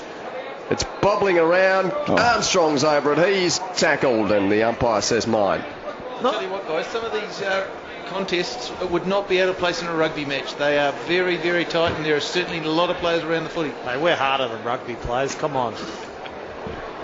I'm not commenting. I'm just going to sit here and call the game. As Sydney get a kick out of the pack, and it's a behind. 5-6-36 to 5-2-32, but it is terrific to watch. Well, that's exactly what I was going to say. It's probably not a great spectacle of football that we're seeing at the moment, but it's hard, it's tough, it's uncompromising. Well, the kick into the back pocket. Dempster hasn't played a lot of footy, nearly made a meal of that. Good enough to get it when the ball hit the ground, and kicks towards McAvoy just behind the wing, tackled as he threw the ball on the boot. The tackle applied by Nick Smith, whose opponent is Saad today. He probably would have got Rammer's great mate Milne. He's got a week suspension, Stephen Milne. Scott Waters wasn't happy about it. Gave him a bit of a spray during the week. Tap to the back by McAvoy. Running onto it, Matner now. Matner gets a hand pass into the middle. Jude Bolton got his hands free. Hand pass now in the direction of Parker. Picks it up at half forward, tried to get it to McGlynn. Good play, Gilbert got a hand on it, knocked it down for the Saints. Falls towards Geary, kicks towards Big McAvoy. Can't take the mark. Then he paddles towards Jones. On hands and knees, forces a hand pass out. Kennedy intercepts. Too good for Ross then. And good play by McVeigh to keep it alive to Armstrong. They do well on the up with Bird receiving a hand pass. His kick wobbles inside 50. Good play, Parker. Feeds over the top. Now McGlynn's on the interval. Jude Bolton it is. 20 metres out, he kicks the goal. Loves a goal, Jude Bolton. And they're out again by 10 points close to half time. We've played 20 minutes, 6-6-42. The Saints 5-2-32, guys. All about keeping it alive inside attacking 50. Keeping it alive, moving the ball forward. But that's the 10th goal of the year for Jude Bolton. I can guarantee you what would have happened at the end of last year. The Swans have obviously won the premiership. Jude Bolton would have went into John Longmire's office and said, look, I want to play on again. John Longmire would have said, look, you're not going to get nowhere near as much time in the midfield. And Jude would have said to him, well, what role do you want me to play, coach? And John's obviously said to him, I want you to play forward. I want you to be that hard, tough, uncompromising player that you always have been for our club. He is making such a game of it now. Jude Bolton is playing as a small forward. That's his 10th goal for the year. Centre bounce was a bit wobbly, but the umpire let it go. Neither team got a real clear clearance. Now Jones rushes it inside attacking 50 for St Kilda, but Richards first there to meet it for the Swans. His hand pass hoping for ramp. The pressure is applied from Saad, and the boundary line is the victor. It will be thrown in at right half forward for St Kilda, who need a goal. 10 points is the lead for the Swans, getting closer to half time here. The ruckmen go at it underneath it. Armstrong for Sydney. Hand passes to McVeigh. McVeigh back to Armstrong. All under pressure. Revolt tackles Armstrong over the boundary and gave away a free kick. Did he, for dragging you afterwards? Yep. He slung him. Did the international Roo. And a free kick for Armstrong. Well, up around 10 metres or so to advantage. And Pike, the recipient, he doesn't want to kick it. He gives it to McVeigh. McVeigh clears Sydney from left half back to the wing, and strong hands by Parker. He's having a bit of a game here, Luke Parker. Marks on the wing for Sydney. Kicks a long ball towards attack, and Reid uses his body. Got away from Gilbert but couldn't complete the mark. Now the cavalry arrives. St Kilda there in numbers. Stephen out the back of the pack wins it for the Saints. Hands it to Montagna from the right back pocket. He drives to the wing. Robertson drops the mark he should have taken against 2. And now on the counter, Sydney press back. It was Parker to McVeigh, and McVeigh's chip pass to Hanbury. Hanbury marks 40 out. He gives to McVeigh, who'd run on. And McVeigh takes the chest mark about 10 metres closer to goal. Tough angle though, 45 degrees to the left. He'll have to clear 45 to kick the goal. Well, firstly, Sam Reid should have taken the mark, and he too grabbed at it. Then secondly, Dylan Robertson should have taken that mark, and Jared McVeigh wouldn't be having this set shot for goal. McVeigh already has the 1 goal. This to make it a 16-point lead for the Swans. We're right behind it. It's flirting with the upright. It hits the post. Hits the post. Now behind to Jared McVeigh. Sydney 6-7-43. to St Kilda's 5-2-32. Quentin Hull, Dan Lonergan, Tim Stevens, our special Kiwi guest, and Adam Ramanauskas on grandstand. Stanley doing himself heads to a contest on the commentary side of the ground. McAvoy was there. Big Nick Revolt as well for the Saints. Tied up in a tackle and pushing and shoving. Montagna and McGlynn. And there'll be a ball up. So just into attack again, the Swans. O'Keefe at the fall. Hand pass though. Stripped from him by Stephen, who throws it on the boot. Took a long time to go out. Ross eventually sees it out, accompanied by Armstrong at the Swans. It'll be a boundary throw-in. Yeah, look, and again, we're just seeing Nick Malcheski in defence all by himself. No one near him. So if this ball comes out quickly, expect Nick Malcheski to mark in St Kilda's forward 50. Pike. It's awkward, isn't it, the way he taps it down, but he had O'Keefe receiving, and then Lenny Hayes was hanging on for dear life. Thrown up again, just taps it down towards O'Keefe, who can't control it. Stephen tries to Jones on the up, defensive give to Montagna. He drives the Saints long towards half forward. Malcheski, a nice punch at the fall. Matner receives. Quick give to Malcheski. Hooks a kick around the body, but it's all St Kilda. Geary's been one of their best. Skids in, takes the mark at half back. Handballs defensively to Jones. Feeds a hand pass over the top to Stanley. Get rid of it. Reacher under the pump. Did pretty well then. Threaded it over the top towards Geary. Kicks towards half forward. Bouncing away from Lee. At the back is Grundy. He has a fumble. Picks it up while being tackled. Got it to Malcheski, who kicks quickly again. Kicks blindly. And Jones will mark inside the boundary in front of our commentary position for the Saints, who trail by 11 points. Very short kick to Montagna, who marks and drives to full forward. Revolt! Great use of the body to get rid of Ted Richards and take a fine contested mark. And Ted Richards is saying, where's my free kick? But that was a great one-on-one battle. No, look, he's having a very, very good game. Nick Revolt, the St Kilda captain. You can see he's got some real purpose in his game at the moment. And what that says to me, he wants to rectify the situation himself. He's the captain. He wants to make the statement of, boys, follow me tonight. He's lining up here for his third goal. Needs to kick it, should kick it. At the 25.5-minute mark of the second term. Slight angle, 25 out. Oh, he's hit the post, has he? Yep, inside of it. Hit the post. The latter part of his career has just been such an issue for him, his goal kicking, Revolt. Absolute champion, superstar of our game, but it just seems he's lost all confidence in his set shot for goal. Sydney 43, St Kilda 33. Malcheski himself drives it long to the wing, waiting down Robert, and his teammate Kaczynski wanting to get into it, fought it with him at ground level and allowed the ball to jar free, but Jude Bolton couldn't get a clean possession. Hayes does, but shoves it on the boot and puts it out of bounds on the forward half forward for the Saints. So Ryan O'Keefe will take it right on the defensive 50. Norm Smith medalist of last year, going 262. Been a star. Kicks down the line. It's all St Kilda. Gilbert decides not to mark. He two-hands it over the boundary in an effective spoil. So close to half-time. And the Swans by 10 points. In the blue boots, Mumford lost the contest. Kennedy at ground level. Does well to get out of it. No, he doesn't. I thought he got the hand pass clear, but he still had the footy, and then the tackling was terrific by Lenny Hayes. Two wonderful players playing on each other in that exchange. Hayes with the free kick on the wing for the Saints. Kicks to Revolt on a lead in front of Richards. We've seen that over the years. We've called that over the years. He kicks towards the goal square.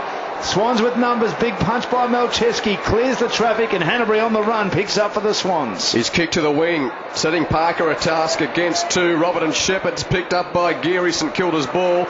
Geary's hand pass to Murdoch. Murdoch tackled by Bolton, but got rid of it legally. Robertson's got it again for St Kilda on the wing. Kicks towards attacking 50. Two Swans spoil each other. Underneath it, so that's Dennis Lane for the Saints. He tries to run through them, but is tackled.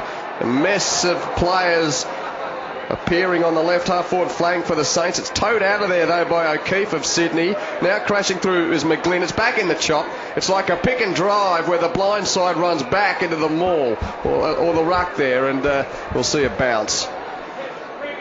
We'll see a ball up at left half forward for St Kilda. 10 points the lead to Sydney.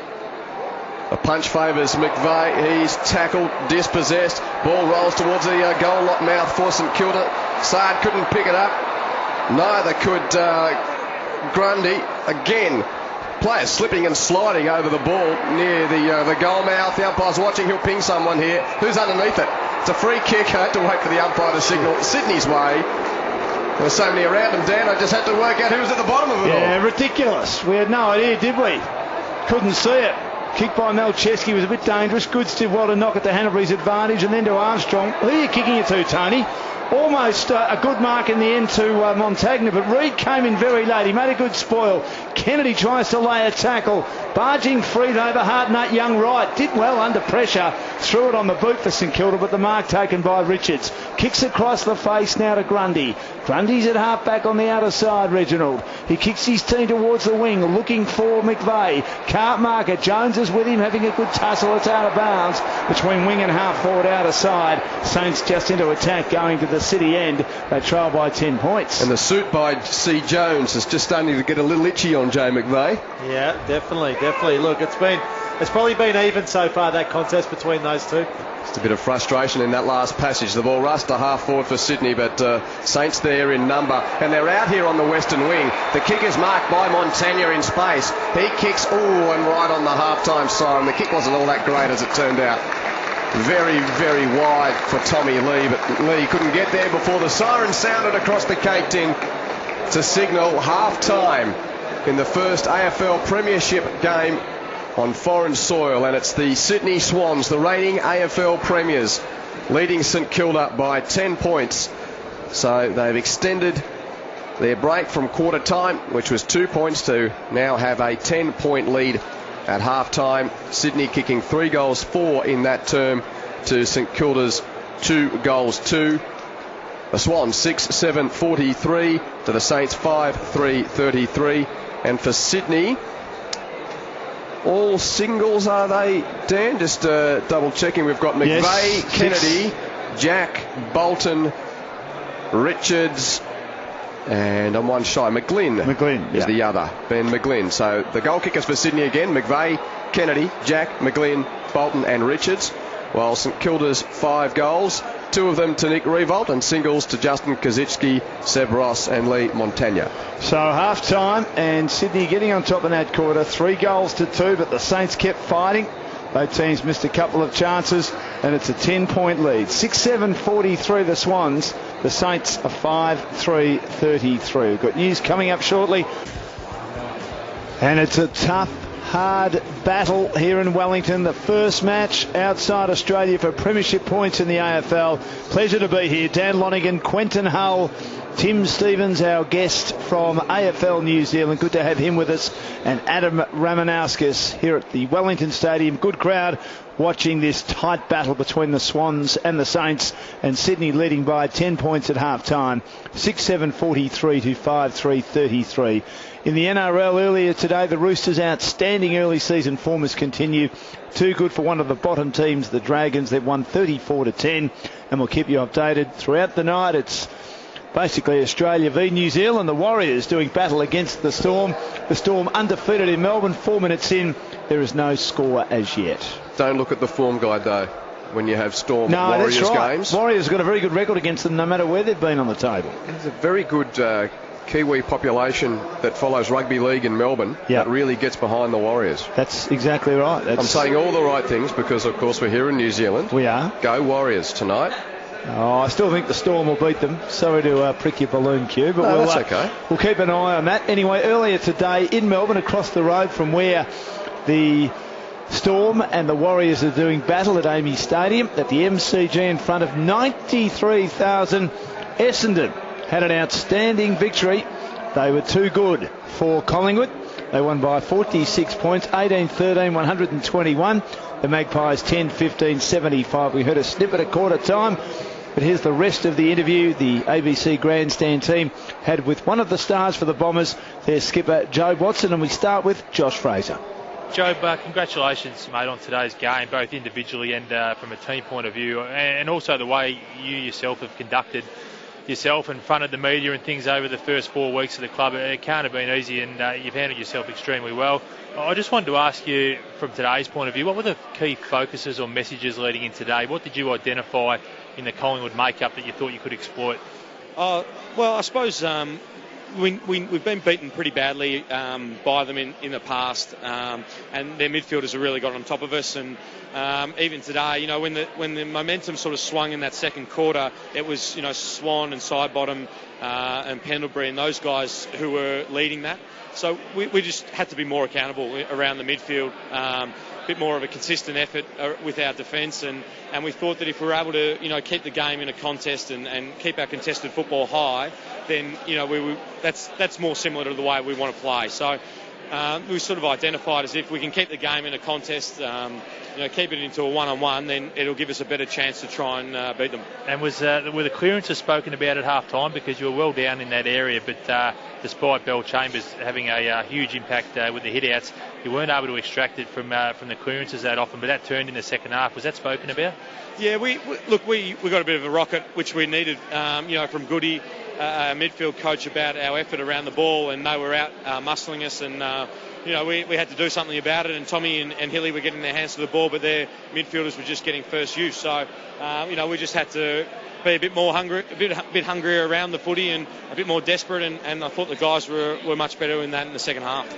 Yeah, and a player who took my eye from that, I know it's a collective thing, but I thought Stanton's performance, he looked to really go to Swan. And Swan had 19 possession that first half, and Stanton restricted him to 11 in the second half and picked up 31 himself, which we thought was significant.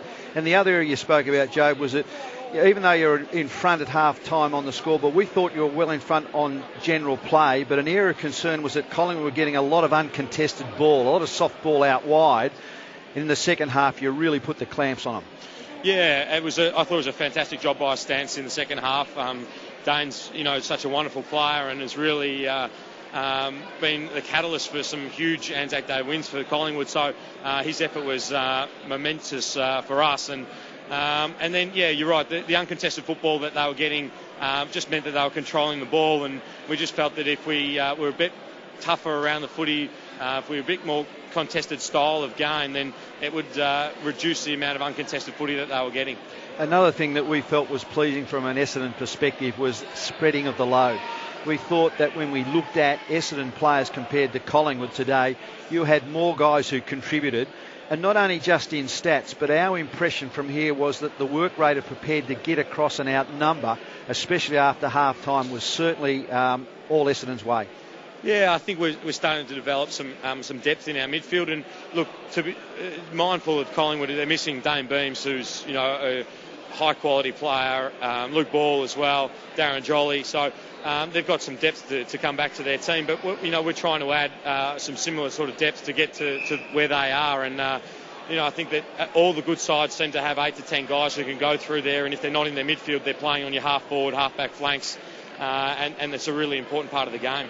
Ask him about Carlisle. Quick, is he okay? Yeah, I think he's fine. He sort of jarred his foot a little bit. A lot of Essendon people will want to know that, mate. Yeah, no, he did an enormous job again. But he's walking around. I think he'll be okay. So we've got a 9 or a 10-day break now, so he should be fine.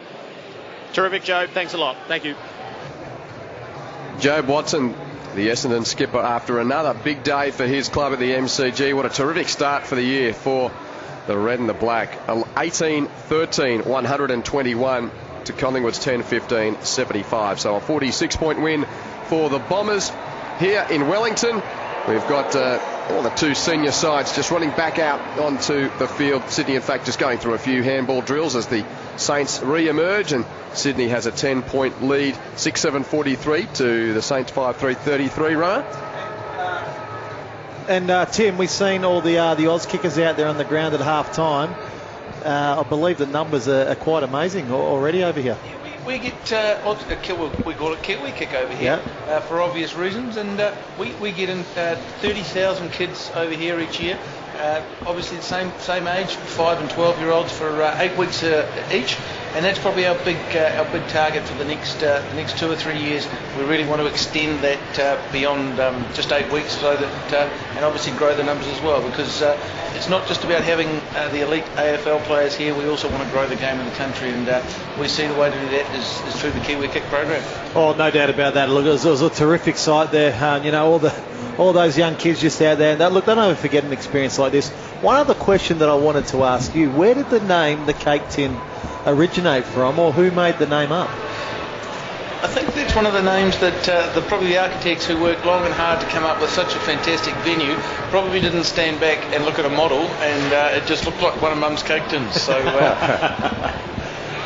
yeah, it certainly, and you can't really tell from watching the game on television, because all you can see is the yellow seats inside this stadium, but very apparent as we were coming into the ground of the silver nature of the outside of the ground. Now, just a bit of news. Well, we will go through the teams in detail as the broadcast gets beyond the game tonight, but in particular just the changes for tomorrow night's big game in Perth between Fremantle and Richmond.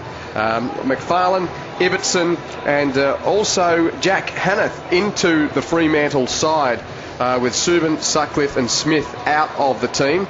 So I don't think Jack Hanneth's played a game as yet. Yeah, so that'll be interesting to see him on debut for the Dockers at Subiaco tomorrow night. So McFarlane, Ibbotson and Hanneth in, Subin, Sutcliffe and Smith out. While for the Tigers, White, Batchelor, Helbig and Vlastui in, with Tuck rested. Vlastui. Is that Vlastuin? Vlastuin.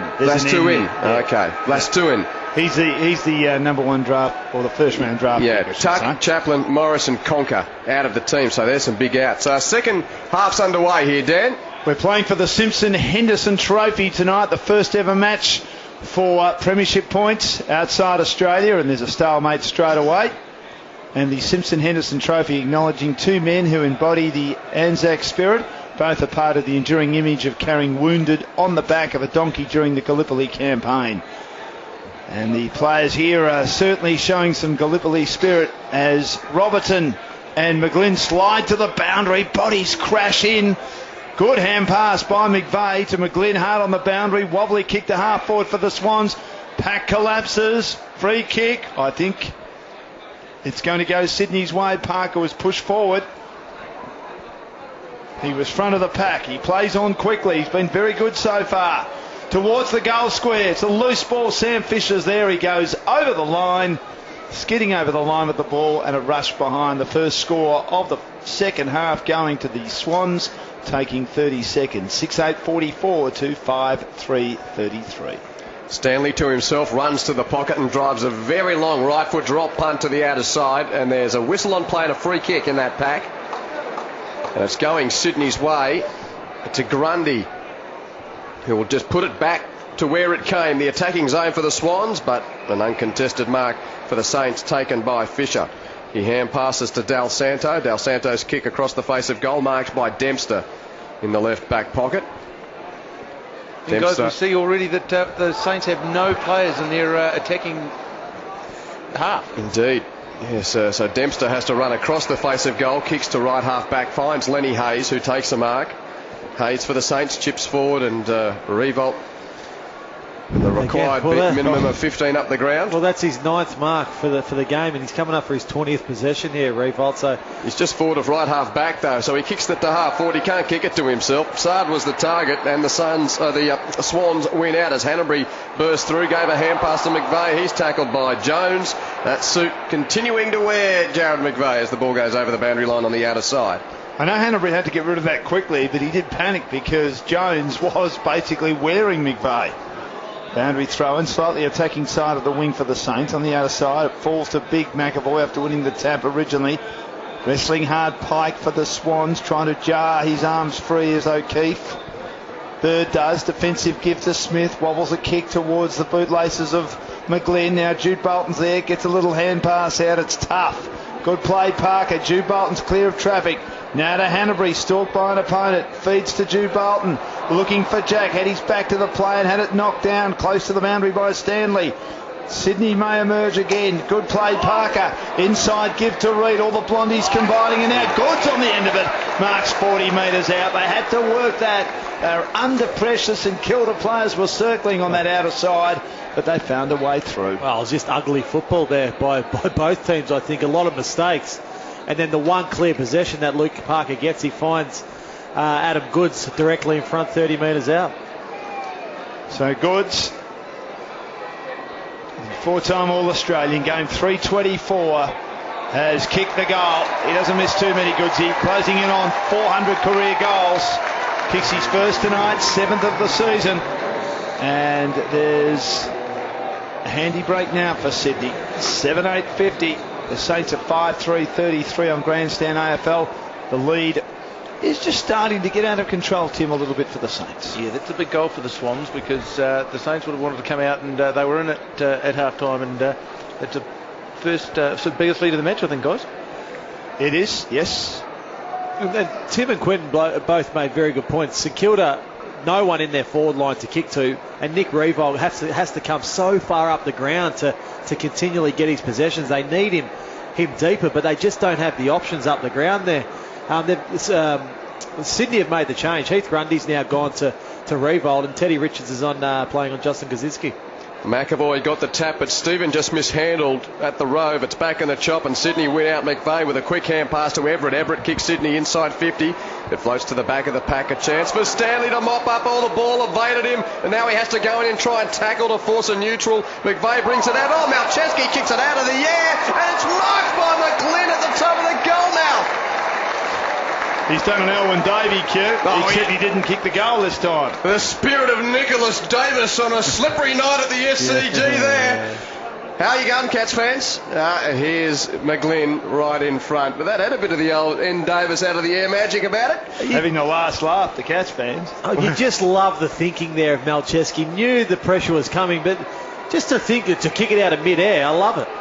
And McGlynn kicks the goal. And it's starting to get a little dangerous here for the Saints on foreign soil, because Sydney's kicked the last 3 goals in the game, and too quickly to start the second half. Sydney 8-8-56 leads St Kilda 5-3-33. And we see that all the time. Coaches are going on about the forwards having to play in front of their man, and you never know where that football's going to come out. We're just looking at the replay on the TV screen. A volley out of mid-air, and I don't think the defender thought there was any chance of that being delivered there. So they need the next one, the Saints, with this young team. Lots of experience at the top end, lots of young players at the bottom end. Their issue is there's a void with their list in the middle. A few clubs like that now that have had success over the last 4 or 5 years. Good play by Mattner, allowing Jack to come through and take the tap. Then he handballs to Hanbury, who's controlling that outer wing. He kicks towards half forward now. Reid is there. Parker's been enormous. He's handballed to Kennedy close to the boundary, who caught one high as he was trying to wriggle out of a tackle. In fact, it comes to Parker who'll get the free kick. Handballs to Hanbury, spinning by. Poor delivery inside 50. Mopped up by Sam Fisher under the pump for the Saints. Chance for young Murdoch. Can't take the mark. Armstrong's there at the full. Great give for the Swans to Bird. Back inside, attacking 50. No one can mark. Who's going to rove it? Might be Drew Bolton. Might be McGlynn. It's going to be the former Drew Bolton. Handballs in front of him. Runs out of room. Boundary throw in. Inside, attacking 50 for the Swans, who lead by 23 points on Grandstand AFL in windy Wellington. Although it's not windy tonight. 7 minutes gone, if that makes any sense. They're pretty slippery as the ball's thrown in at attacking 50 for Sydney. Hayes tries to crash through. Didn't pick it up, but cleared a path for Geary. His hand pass for Ross. Ross hassled off it. Kicked clear by the Saints as it slapped on the boot. Towards the wing it goes, and over the line it was Armitage with the clearing kick. Nonetheless, didn't find a target. And there's exactly why Justin Kaczynski can't play up the ground, because Teddy Richards just led him to the football there. Kaczynski was trailing him in by 4 or 5 metres. Throw in on the western wing. At the back, Pike palms down. Well, Jones had a play at it and missed it. Kennedy crashes through for the Swans. He gives to Armstrong. He onto Jack by hand, and Jack pressured off his kick, kicked it out of bounds on the full. And Tim Stevens, I'm sure, now the story of Gary Jack has been told this week, how his boy Kieran's gone on to become a star in AFL. big story, and obviously also with Mike Pike, one of the very, very few Canadian rugby players to score a try against the All Blacks. So he will be enjoying playing at one of the homes of the All Blacks as well. He's one of the few rugby players to score a try against the All Blacks. Especially in recent times. The kick's inside 50, it spills to the back and it's mopped up by Hanbury. He kicks to the outer wing. Clean bowls everyone, but Robin runs back onto it for the Saints. Good hand pass now to Stanley. Over the top to Gilbert. Oh, he fumbles it. The ball's Dewey though to give him an excuse. And eventually Sydney win as Reid gets on the end of it and handballs over the top to McGlenn. It'll be kept alive by Hanbury, who, as I say, running's a muck around that outer wing. Kicks towards Jude Bolton, squaring it up at centre half forward. He can't get control of it. He pushes his opponent, young Ross, away from the footy. Ross does well to lock it up for the Saints. They're not out of trouble yet. 20 out from the goal they're defending. Dempster a fumble, eventually grabs it but kicks blindly. It'll come straight back from Armstrong for the Swans. Marks and kicks to O'Keefe, and in his younger days could have pinged it from here. Man on the mark, 51 out, doesn't. Gives to another veteran. And Jude Bolton's hamstrings. Well, the distance shouldn't test him from here as he takes an uncontested mark. About 40 out, but a tough angle for the man who's become a sharp shooter for the Swans. 1 goal tonight, 10 now for the season. And we're right behind this to take it out to 29 points. Jude Bolton on the right boot. He measures it. It's flirting. It hits the left upright. Flush. And that's a behind. 4-goal lead for the Swans. 8-9 plays 5-3, 9.5 third term. Couple of shots now from both teams have hit the inside of the behind post. Reid marks on the wing as St Kilda cleared it, but indiscriminately. A hand pass to Malcheski. He's right behind him. He'll bang it long to the outer forward pocket. Pike's in the chop up. St Kilda getting a chop out though with their eager defenders punching it over the boundary line. 30 around from the Swans goal at the city end. 57 plays 33. Saints haven't scored this quarter yet. Revolt, third man up, 2 hands it down at the front. Jones can't get it. McVeigh's man handballs to O'Keefe. O'Keefe a flying shot on the left from the forward pocket on the outer side. He misses. Yeah, and you call Revolt's name there, Dan, going up for that ruck contest. He can't be there because you look down the other end of the ground and there's 4 Sydney players just sitting by himself. I know what he's trying to do in terms of just will his team across the line, but he can't be there. Stanley with a very long kick in. It favoured Fisher. Fisher gives it off to Dennis Lane, and then a poor kick forward is marked by Ramp for the Swans. Ramp from half back kicks back to half forward. It buffets back towards St Kilda's Fisher. He lost it. Picked up by Bolton of Sydney. A rush kick to the goal mouth with no one there except his old premiership teammate from 05 in Shawnee Dempster. And Dempster takes the mark. He goes very short to the pocket. He's got a teammate in Ross. Ross marks. Now he kicks to a pack on the outer wing. A couple of Swans flew against each other there, and Stephen said, "I'll wait down and mop up your crumbs." Jack Stephen away for St Kilda. Kicks to a very open goal mouth. 3 on 2. Sydney with the numbers. Going back, Nick Smith has got it for Sydney. His hand pass under pressure. Well, almost went to Del Santo. Reid was there luckily to ensure that Del Santo couldn't pick it up easily. Over the line for a throw in. Sydney with a St Kilda, should I say, with a rare 4-8 forward, Dan. Sebastian Ross too, Quentin. The St Kilda youngster is from the Horsham Demons, one of the most successful football teams in the country. The Saints kick back inside attacking 50. Armstrong, a nice disciplined spoil, puts the body on the line. Revolt tackles him. Jack helps him out on the up. O'Keefe storms through as Mumford got a hand in there as well for the Swans. Kicks in towards the centre of the ground. Mark dropped by Stanley. Spills over his teammate Roberton, the former Docker. Kicks long for the Saints back inside 50. There's no one home. You're right, Rammer.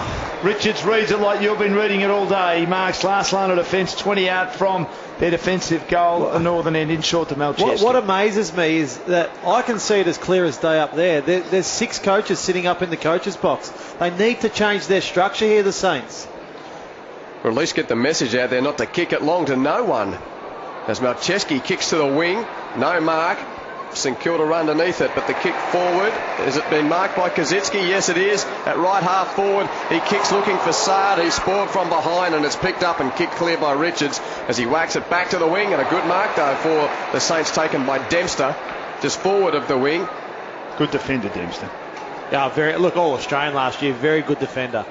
Spears a pass to the pocket. Kazitsky the target. He had 2 to beat and had to spoil in the end. But St Kilda with some numbers out there. Del Santo involved, gave to hand pass to Stephen. Under pressure and up and under kick back to the corridor. Off hands Jones, a chance for the Saints. His hand pass ends up in the hands of Dennis Lane, but his hand pass backwards is to his old teammate in Goods, and Sydney can come away. Goods was on hands and knees, got back up as Kennedy and Mumford combined to give it back to him. Then Goods gives to Armstrong. Armstrong's kick finds a man. They're out the Swans. It's marked on the outer side and now driven forward by O'Keefe to the pocket for McGlynn. McGlynn takes the mark. Parker was a part of that chain as well. He's been outstanding, Parker. And McGlynn tied in the left forward pocket. Angle the only problem here because he's only 20 metres out. Lady Penelope would be pleased, Q. Ben McGlynn to make it a 31-point lead into the post again. What's going on with these posts here, Tim? We've got the fat posts. We used to talk about the fat pads at the SCG, remember? I'm sure they're regulation posts, but I'm sure they are. the last 4 possessions for St Kilda where they've got clean football, they've hit a Sydney player flush on the chest, and they're just not getting enough football to be able to afford to give it away like that. No, that's a good point. As Stanley heads to himself, kicks towards McAvoy, can't mark it. Stevens there. He squeezes a kick through traffic as Armitage, who's been a bit quiet today, takes it. Running the wrong way, and now he handballs to Hayes, who just runs into trouble. Does well after jumping off a couple of handball to Del Santo. His pass is all right, front edge centre square.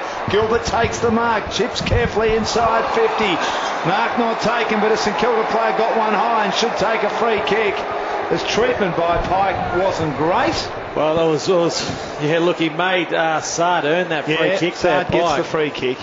Wasn't a great kick though, was it? No, it hung there in typical Sam Gilbert fashion with some of his kicks there, but just one right across the chops there by Sard. Well, Sydney have had a chance to really put the Saints away, but have been inaccurate. 8-11-59, and Sard at left half forward, 7 goals this year. One of a number of small forwards the Saints have in their squad.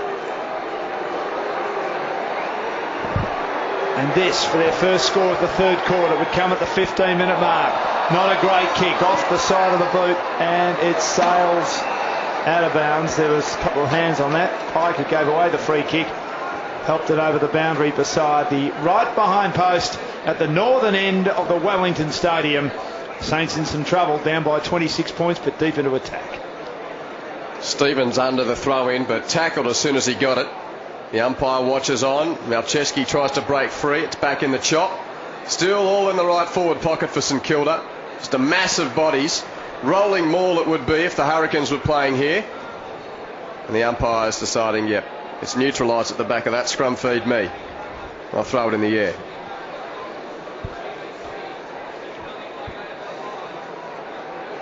Toss in the air. With St Kilda still in attack. McAvoy tries to crash through. Got a hand on it. It wasn't really effective. Oh, geez. Armstrong tries to pick it up. It's just a matter of had a chance, lost it, had a chance, lost it, and now it's seen over the line. It's pretty hard footy. But well, it hasn't moved. The ball hasn't moved from this forward pocket here for St Kilda for the past couple of minutes, but this is exactly what they need to do. They just need to lock it in and make Sydney work hard now to defend. Boundary throw in, Pike taps it down. Hanbury has been excellent, tries a fresh airy. Hayes misses it. Attempted soccer by Kennedy, made about 2 metres. Gary attacks it. He's tackled by McGlynn. Jones receives it and then skids along the ground, out of bounds. Making ground, but not all that effective for the Saints. Yet another boundary throw in that forward pocket on the outer side of where we're broadcasting from, close to St Kilda's goals at the northern end. Off Pike's shoulder, hanging around Dennis Lane. He'll reel it back in and win the footy, and then got tackled. Handballs to McAvoy. He's going nowhere in a hurry, the big fellow. Swans players stalking him and then jumping on him as soon as he got control of it. 25 out directly in front. St Kilda deep into attack, still down by 26 points. Still handing it down McAvoy. There is McVeigh, worried out of it by Shadow Jones. His hand pass finds Hayes. A hand pass to El Santo, who's a clean finisher. Nick puts it on the left boot and just misses to the right-hand side. Behind for the runner-up and the Brownlow in 2011. 5-4-34 the Saints. The Swans on Grandstand AFL are 8-11-59 in the third term. Well, importantly, it breaks a run of 6 consecutive scores for the Swans, but the kick-in was poor, and Montagna was able to feed the ball back inside 50 for Josh Saunders in his first game, taking a mark about 45 metres out. So this would be something memorable for Josh Saunders, playing his first game. He runs out onto the right boot and drives it long. It's not going to have the carry to the line, and Sydney there in number to rush it through for a point. He's come on for Tom Lee. Tom Lee subbed out. Okay. Thanks, Dan. So, Malchevsky, low zooming kick. Good play by Gilbert to knock at the ground, but crumbed at the front by Kennedy. Spiral punts it towards half forward on the commentary side. Collected though by Stanley at the back for the Saints. Handballs to Montagna. Montagna looks ahead looking for Hayes. Hangs onto the mark under some pressure from Matner. They've shoved him forward, but 50 metres not given against the veteran Marty Matner as the ball jarred free of Hayes' hands on impact as he lost balance. He kicks towards half forward. Kazitsky's up, he can't mark it. At the full road by Del Santo on the non-preferred right. His kick's no good, and there's another example of a player hanging back for the Swans and marking territory. It's Malchevsky. Goods now marks. Handballs to Hanbury. Got crunched by opponents. Not good play. Turnover won by McAvoy of the Saints. Sydney flirting a bit here, and their disposal and awareness outside defensive 50 and inside defensive 50 not clean, and this sets up a goal opportunity for Dennis Lane, marking on his chest. Well, he's at right half forward. Sorry, Dan, they're having their moment here in the quarter, St Kilda, where they're dominating play, but they're not getting any result on the scoreboard. So it's an even 4 goals at the moment. I almost say this is a must-kick goal here for Dennis Lane. 5-5-35 to 8-11-59. St Kilda have dominated the last few minutes, but haven't scored a goal. He likes to score a goal, Dennis Lane. Loves to score a goal. Who can forget that brilliant goal in a final for the Swans against Carlton? Qualifying final at the Olympic Stadium in 2010 from a similar spot. Maybe a bit closer in. Great goal by Dennis Lane. And they stay in touch, the Saints. 6-5-41. The Swans are 8-11-59 at the 20-minute mark of the third term. Well, they just hang around, don't they, the Saints here in this game. So St Kilda will be looking for the kill. They want to kill the game off in this quarter here, the Swans, but they just can't do it. So St Kilda have had all the momentum probably the last 5 minutes, and that was that was really their first true score of the quarter there. Del Santo missed a snapshot earlier, but need to continue this momentum. Big centre clearance coming up here. 3 goals the difference. Getting late in the third term. Bit of a wobbly bounce from the umpire. He'll recall it. So it will be tossed up in the middle of the ground to restart play. And the bounce not allowing either ruckman for a fair contest. McAvoy with the hand at that ball up. Ross puts his toe to it to try and get it to half forward for the Saints, but Everett gets in the way. Hand pass to Ramp. Ramp's hand pass back on the chop. Well, it came back to him through Armstrong, and then Ramp gives it on to Smith. Smith from the defensive side of the wing kicks to half forward. Robertson perched in front of O'Keefe. Couldn't take the mark. Now it's on the ground. Ross comes back to help out. Well played, young man, for the Saints. Hand passes to Robertson, who whacks it clear from left half back to the wing. It pitches as Kazitsky and Richards wrestle. Who's going to get the free kick? It's a raffle. It's Richards' free kick. Cozzy was grabbing onto Richards in the wrong manner. For obvious reasons, he's enjoying playing on Cozzy a bit more, Teddy Richards. He decides to kick it all the way back to centre half back, and Ramp takes the mark on defensive 50. That was a wobbly old kick that almost didn't find the mark in Dane Ramp. His pass is okay to Armstrong. It's been good, Armstrong. Been really lively for him. Yep. So is Hanbury, who marks at his chest right near the circles. Plays on quickly. Launches a long bomb inside 50. 2-on-1 against O'Keefe. One of them, Robertson, makes a very effective spoil. Lovely destroy and puts it out of bounds, clearing defensive 50. The Swans haven't been there too often at the city end in recent times, as Stephen at the drop can't take it cleanly. Hanbury can. Grundy a hand pass defensively to Armstrong off the side of the boot. Up and down in the mine shaft. It's whacked forward by Kennedy. Now to Hanbury. Back to Kennedy. Squeezes inside 50. McGlynn is there after Gilbert slipped over. He slipped over too, falls to Jude Bolton, the goal kicking specialist, hooks a left footer, and it's touched right on the line. Nathan Wright did very well. Almost had the carry, but not quite by Jude Bolton. And it's 8-12-60 the Swans. The Saints 6-5-41. The margin 19 points, close to three-quarter time for Sydney. Well, now Revolt's doing the kicking duties, and that's where he can kick it to himself. Then he runs to the pocket, bangs it to a contest, but Sydney with the numbers to bring it back in. Kennedy slips over at the crucial moment, picked up by Revolt, who kicks it clear. And, well, not over the boundary. Cleaned up by Richards for the Swans. He whacks it back in from the wing. Inside attacking 50. Off hands McVeigh. Chance in the pocket. Slick hands to Parker. Parker grovels it through from a tight angle from 15 metres out. And a good little steadier from the Swans. They're back out beyond the 4-goal mark. It's a 25-point lead for Sydney as Luke Parker gets his first goal of the night. Sydney 9-12-66 leads St Kilda's 6-5-41. Rema. As good as Nick Revolt's been tonight, that's ridiculous. Why is he kicking out? The ball comes back in, he gets the quick kick back out. Who does it go to? It goes straight to Ted Richards. The ball goes straight back inside 50 and the Swans kick a goal. Nick Revolt needed to be where Ted Richards was receiving that football, not kicking out from full back. Or not rebounding from 50. You're seeing now he's exhausted. I'm not questioning his work rate tonight, but he should not have been there in that play. McAvoy the tap. Bird can't get clean possession. He'll have another crack again for the Swans. Footed forward cleverly by Sydney. And it was McGlynn, and now Bird and Malcheski get their kicks blanketed. And good play by Saunders through traffic, the youngster, to the other first game of Murdoch on the non-preferred right, and an excellent defensive mark taken by Richards.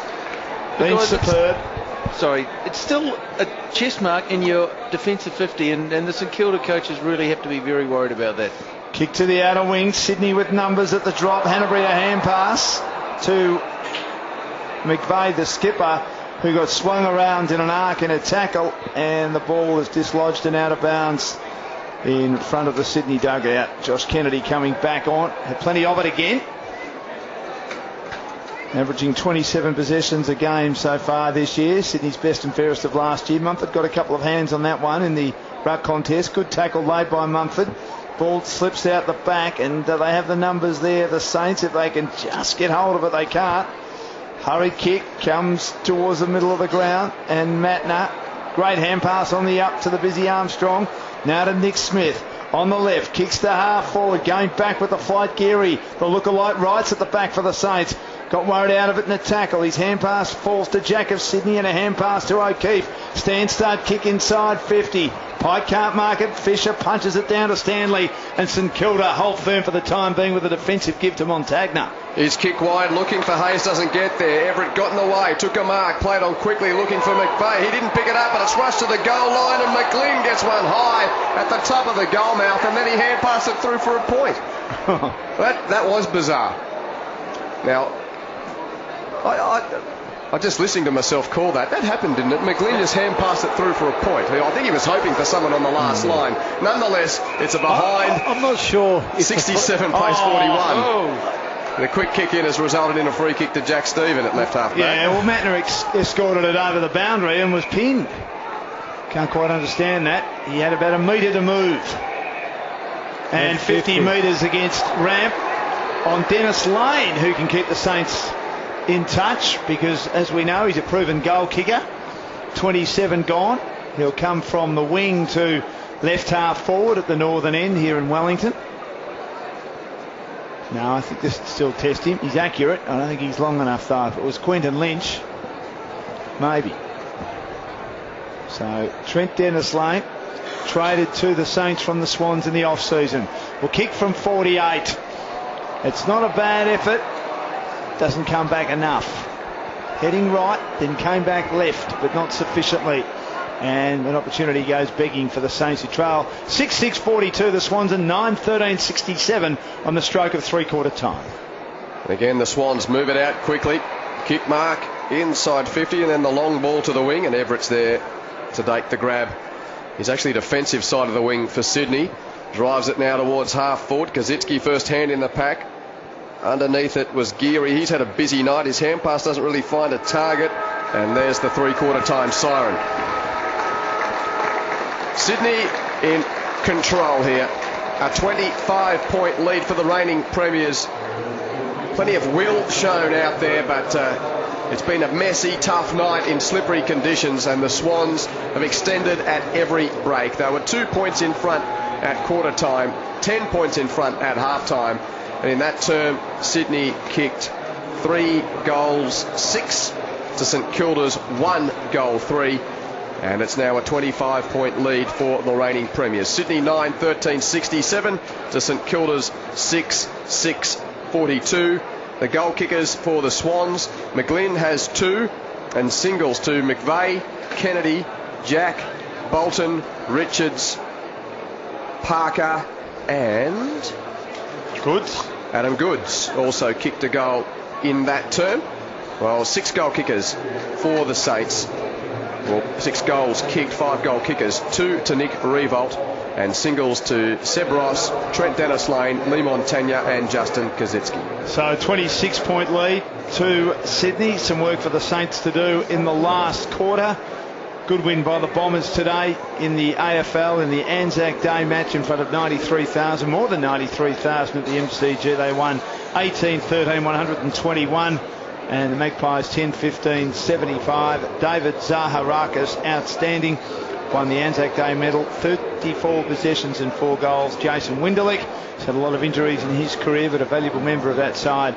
Booted 3 for the Bombers. Alan Tuvey suffered what appeared to be a serious injury near the end of the match. We'll have more on that as the days go on, as we continue with round 5 tomorrow on Grandstand AFL. And of course that match tomorrow is a big one between Richmond and the Fremantle Dockers, and the Tigers making a few changes to their side.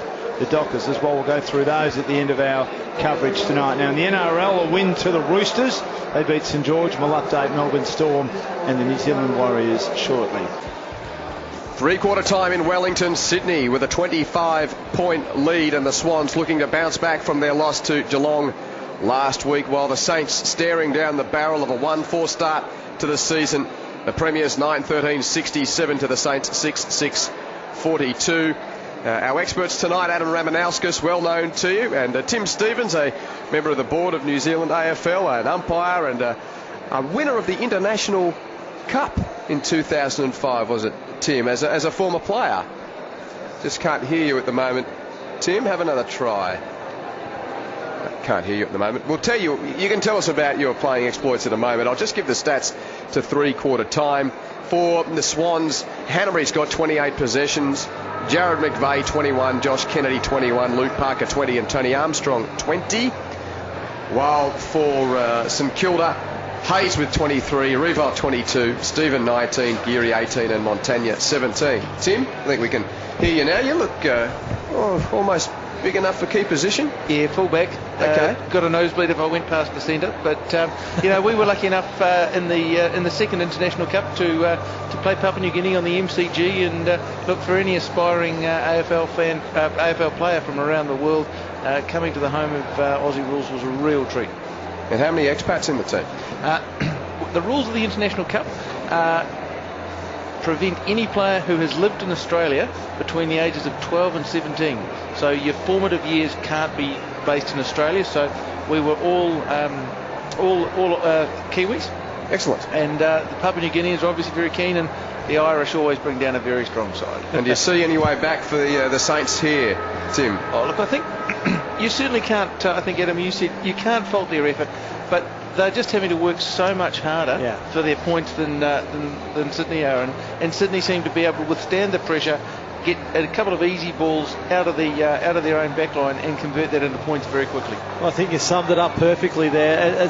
Sydney can just continually absorb the pressure, and they can just then find a way to score really quickly, which to me suggests that they should run away with this game. Critical. The first goal of this quarter has to be by the Saints to give them any hope in this game. Probably for me, they need to swing a Reece Stanley forward, I think, to try and give a bit of a different mix there, but let's see what happens here. Final term underway in Wellington. Sydney started with a 25-point advantage, and kicked clear of the scrimmage in the middle of the ground by Geary for the Saints. Only towards half forward. Sard has to play tackler as the ball is controlled to ground level by Nick Smith. It's in the chop. Matner tries to come out with it. He's tackled strongly. Oh, a big pick-up and dump rugby union style there as Ryan O'Keefe tried to bullock his way through. And the umpire says that was fair, but now it's my ball. And it will be thrown up at right half forward for St Kilda. The Saints attacking the city end of Wellington in this final term. They need the first couple to really keep the contest alive as it's tossed in the air. Pike came from behind to tap down, but Montagna got it. He's tackled by Jack, then Jack won the footy. Gave it to Bird to O'Keefe. O'Keefe's kick smothered by McAvoy. Good pressure. McAvoy and Del Santo there, ensuring the ball goes over the line. Yep. Diving smother from McAvoy, and a free kick to Del Santo as it came off the toes of Bird, in fact, out of bounds on the full. Del Santo inside 50, Revolt in the middle, can't take the mark at the Rovers' side. Hurry, boot the ball, it's bouncing the wrong way, behind. All right, now's the chance here. St Kilda need to really squeeze the Sydney Swans up here. Keep the football inside their 50. Apply pressure and try get a goal out of it. Milcheski, one of the heroes in the grand final last year, kicked Sydney's first and last goal. Jetta, they've injected the Savi marks between fullback and centre half back, and there's 50 metres as well. What was that for? A bit of gobbing off, was there? No, over the mark. By how much? I mean, this is where I think there should be 15 metres. Jetta runs away from Dennis Lane and inside 50, bouncing ball, and off one step Kennedy. That wasn't a bad effort, but he kicks it out of bounds on the full. That was incredible play. Jetta getting a 50-metre penalty, and the ball all of a sudden finds itself well inside, attacking 50 for Sydney at the northern end. And I think it's Andre Everett that's off for Sydney with the boundary on the far side, and of course red on red. Great I'm pretty sure that Everett's got the vest on. Yeah, that's him. That's big Mike Pike there, that contested mark. Went back really hard, and he actually hurt Justin Kaczynski. So Pike boots Sydney back into attack with the Saints unable to clear it properly. But now Pike's kick is marked by Gilbert, and Gilbert's got the grab for the Saints in the left back pocket. Sam Gilbert with his left boot drives it around the eastern wing. Off the pack, Pike's fist the most telling play, but it went straight to Jones, who gathered it, kicked it over the wing. Revolt comes out, takes the mark. He is trying everything he can. Big St Nick, he turns and kicks to half forward. He's got Armitage uncontested. He marks, plays on from 55. It's skidding to goal. It's fouled the major opening, but punched through by Reb at the last moment. As Reb got there with a metre to spare, it was on target, but it's a minor. St Kilda 6-8-44 trail, Sydney 9-13-67. He was caught in two minds there, Armitage, whether to pass the goal to pass it to Sard or get the kick for goal. And ramps in the chain as he kicks towards the outer wing, off hands to Gilbert. Not a good kick, but picked up by Ross, who's far too slow, the boy from Horsham. What's the difference in with the that? back? No. What is the difference with the one in the second quarter? No, I agree with that, Rama. He was pushed forward. Handballs to Milcheski. Kicks towards half forward now. O'Keefe had it fisted away at the Raven, attacking it hard as Gilbert. He lost control of it. O'Keefe wins it back. Defensive give to Reid around the outer wing. Kicks Sydney inside 50. Mark dropped by Dempster. Goods knocks away. They want the killer blow. Parker's there. Can he pick it up in the pocket? Steady's on the right. He kicks the goal, and I think Sydney are home. 2 goals to Luke Parker. Fitting that he would probably put the last nail in St Kilda's coffin. He's been superb tonight. Sean Dempster just couldn't control it. You must control it, boys, when Adam Goods is right next to you. Just the frustration for me of that holding the ball decision. That should have been, as it paid, in the back like it was in the second quarter. All the players want is consistency from the umpires. That should have been in the back. The ball goes down the other end, goal. It's just really, that's what really frustrates me about some of these rules with the umpires. Yeah, unfortunately, Ramo, the player just had a bit too much time. It's no different. Exactly. It's no different, Quinton. But that's what I think the umpires see that. I think, oh, well, he probably should have got rid of it. Even though the tackle was, to many eyes, illegal.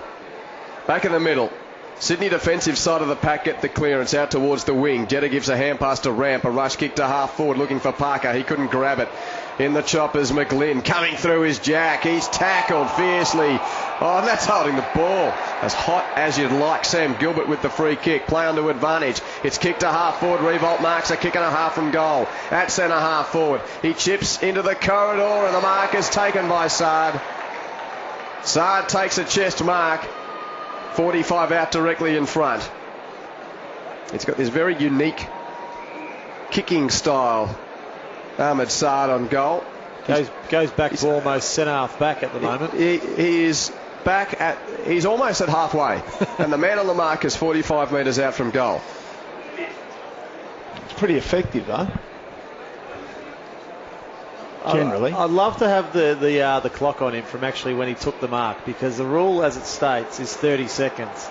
Well, you wouldn't be able to hear the umpire yell out that's 15. Yeah, exactly. He's 30 metres away from the mark. Very upright with his body, with the ball placed out in front of his belt buckle. He's walking. It's almost Warwick Capper-like, except for the stutter before he kicks. He's walked 20 metres. Got to get on with it. And now he takes 3 steps, strikes it with the right boot, and he's kicked a point. After all that. Oh, what an anti-climax. Off to the right. Sydney 73, St Kilda 45. They didn't bring the law in then, did they, the new law? Grundy receiving in the back pocket on the outer side. He kicks towards the wing. O'Keefe, good hands in front. The veteran takes a classy mark for the Swans, still just behind the wing. I'd love to have a non-educated Kiwi who just came along tonight and ask them what they thought of that just then. On the eastern side, he kicks to a contest. Loose ball chance for Del Santo. Got buffeted off it, but he lays a good tackle. But somehow Parker emerges with it. How well's he played tonight? Hurried boot to ball, Bird while being tackled. Sydney just keeps shoving it on. Jude Bolton caught behind in that contest. Opposite number 24, Dempster's there. Reid gets a hand pass out, and then a great tackle laid by Hanbury. Saints still aren't clear of defensive 50. McAvoy tries to. Kicks straight into bodies. Hands and knees O'Keefe. Looking for McVeigh. Had the hand pass knocked away by McVeigh's opponent, Jones.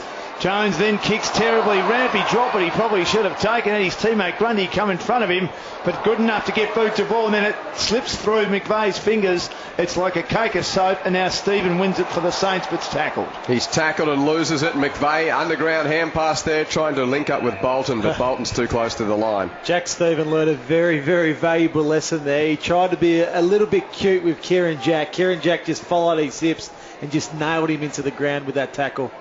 Sydney lead by 28 points, approaching the 8-minute mark of the final term. McAvoy thumps it from the boundary throw-in.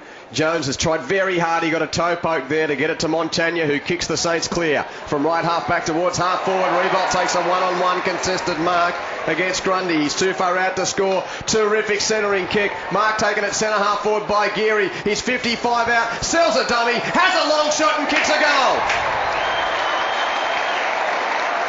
It keeps the flame flickering for optimistic Saints fans as Geary has his first of the night, and Sydney's lead is narrowed to 22. The Swans 10-13-73, St Kilda 7-9-51, and we've travelled 8.5 in the final term. Yeah, and I think we saw really what St Kilda's problems are there. They went Montagna, Riewoldt, Geary, goal, but these guys, there just aren't enough of those experienced players to be able to do it for 4 quarters. Look, I think what's pleasing, is that the New Zealand public have seen Nick Riewoldt at his very, very best tonight. He's taken 12 marks. He's probably had 25 possessions and kicked the 2 goals. He is a true champion of our game. He's probably been a little bit down. He's kicked 12 goals to start the season, but been probably a little bit down with form, but showing tonight what a champion he is. Mumford the tap, Hayes the takeaway for the Saints. Inside 50, Riewoldt can't mark it off hands. Spillage to Richards. Kicks Sydney to the outer side, but he turns it over. Right marks for the Saints. Handball to Del Santo in short again.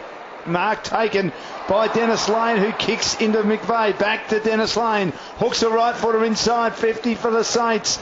Smith that hit him in the face. It bounced in front of him. Here's an opportunity. He can pick it up. Stephen snaps around the body. 2 in a row. 2 in a row to the Saints. And they're not done with yet. And we know who the Wellington crowd are supporting here tonight. They want the Saints to get over the line, and they're coming back with a vengeance. 8-9-57, Sydney 10-13-73 at the 10-minute mark of the final quarter. Well, Tim, what do you make of a goal like that? Well, look, I think that's just the excitement of AFL for all of Wellington to see. That was an absolutely fantastic kick, right from deep in the pocket, across his body.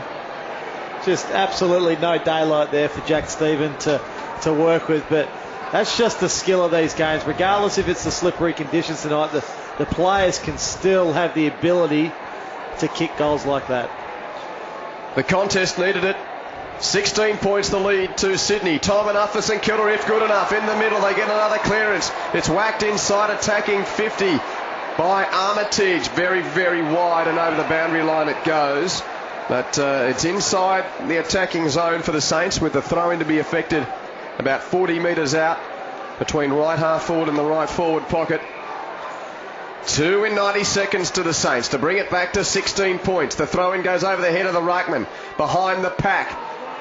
Picked up there by Matner, but he was under pressure. McGlynn tries to kick it clear, but Jones picks up for St Kilda from 60 out. He whacks it on the left boot to the goal mouth. Sydney advantaged here, and Ramp got to the drop and takes a pretty comfortable chest mark in the end despite the late pressure from Dennis Lane. Ramp with a hand pass to Hanbury at full back. Hanbury kicks to the right half back flank. Jetta the target. He's got pressure there, but he's able to pick it up and get away from young Brody Murdoch. A kick around the wing from Jetta, looking for Goods. Good body use though from Sam Fisher to just body Goods under the ball and take the mark. A big win there by Sammy Fisher with that contest with Good, and a critical win, because St Kilda need to take this ball forward and score and keep applying the pressure to the Swans. They went backwards though to Robert, and he kicks towards Stanley, who dropped a sitter. Luckily Del Santo was at his feet.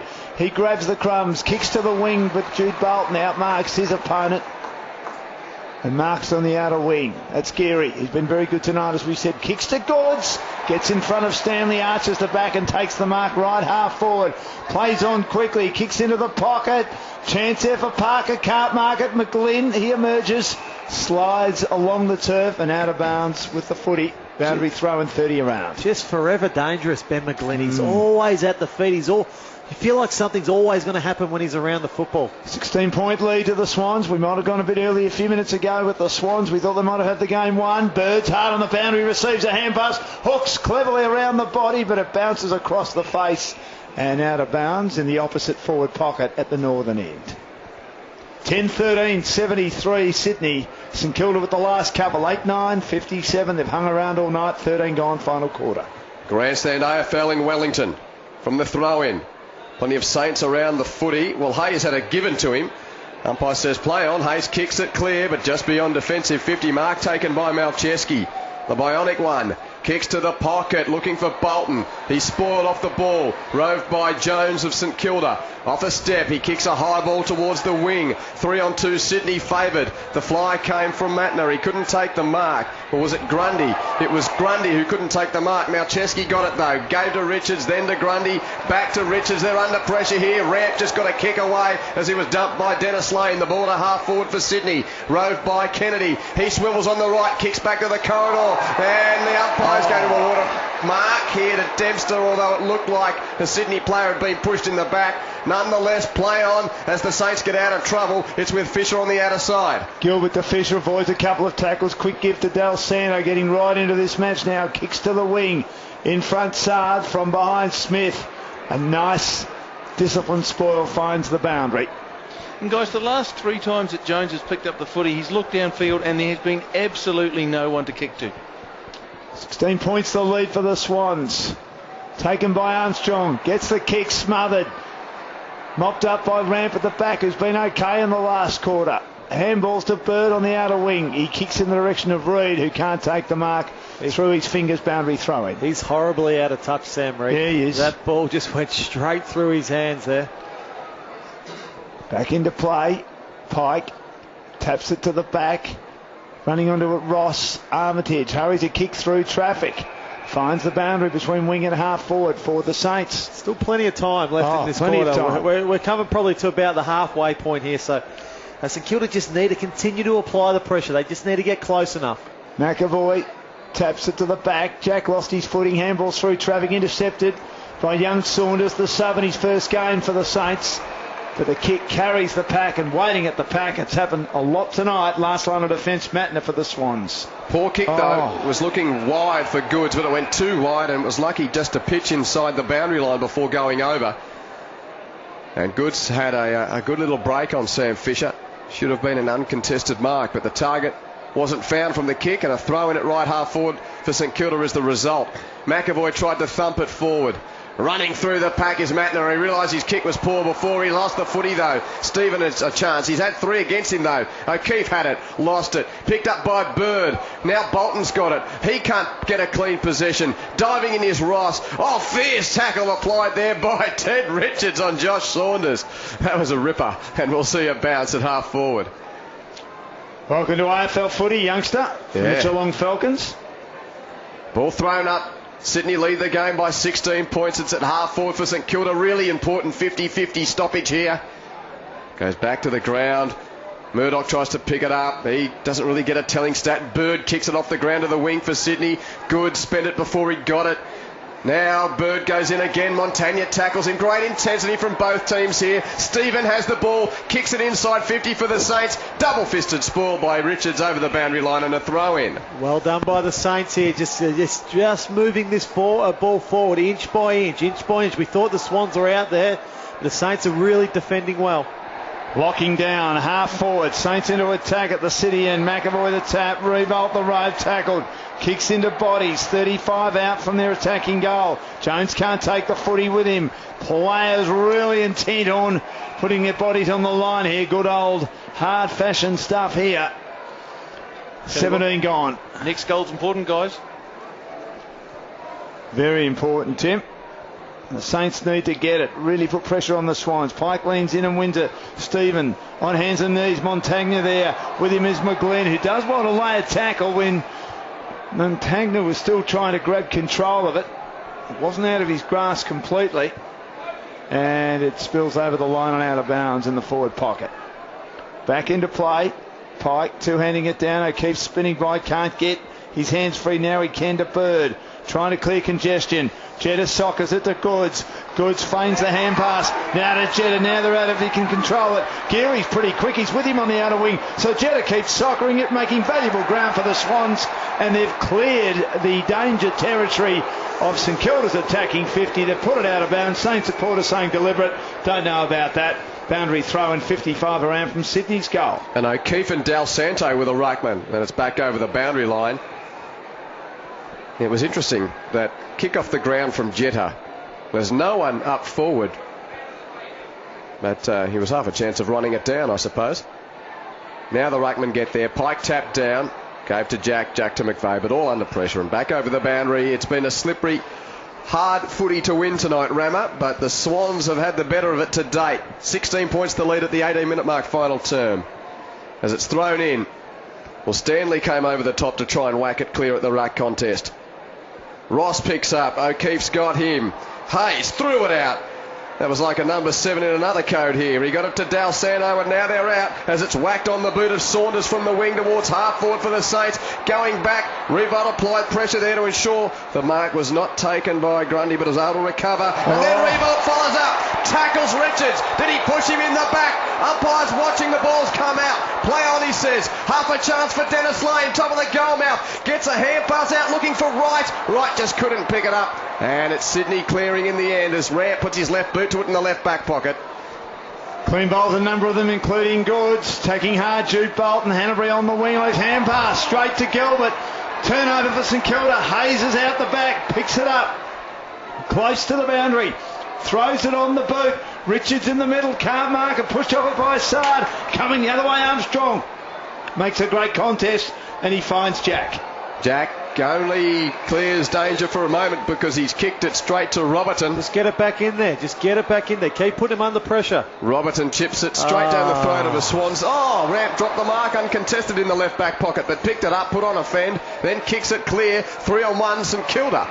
No chance for Hanbury. Roberton's got it again. Just forward of the wing for the Saints. Sydney lead by 16 points. The kick across the ground from Roberton. Marked there by Murdoch. Murdoch gives the hand pass to Dempster. Dempster from long range kicks to the goal mouth. Big pack of players at ground level. Chance for St Kilda. It's flipped out to Hayes. Defensive hand pass Montagna. Off a step from the pocket. Lee Montagna! Oh yes, what a goal! Late in the game at the Cape Tin to keep the Saints in it. He's got a couple. And the lead for the Premiers is just 10 points. The Saints have kicked the last 3. We've got a game at the 20-minute mark of the final term.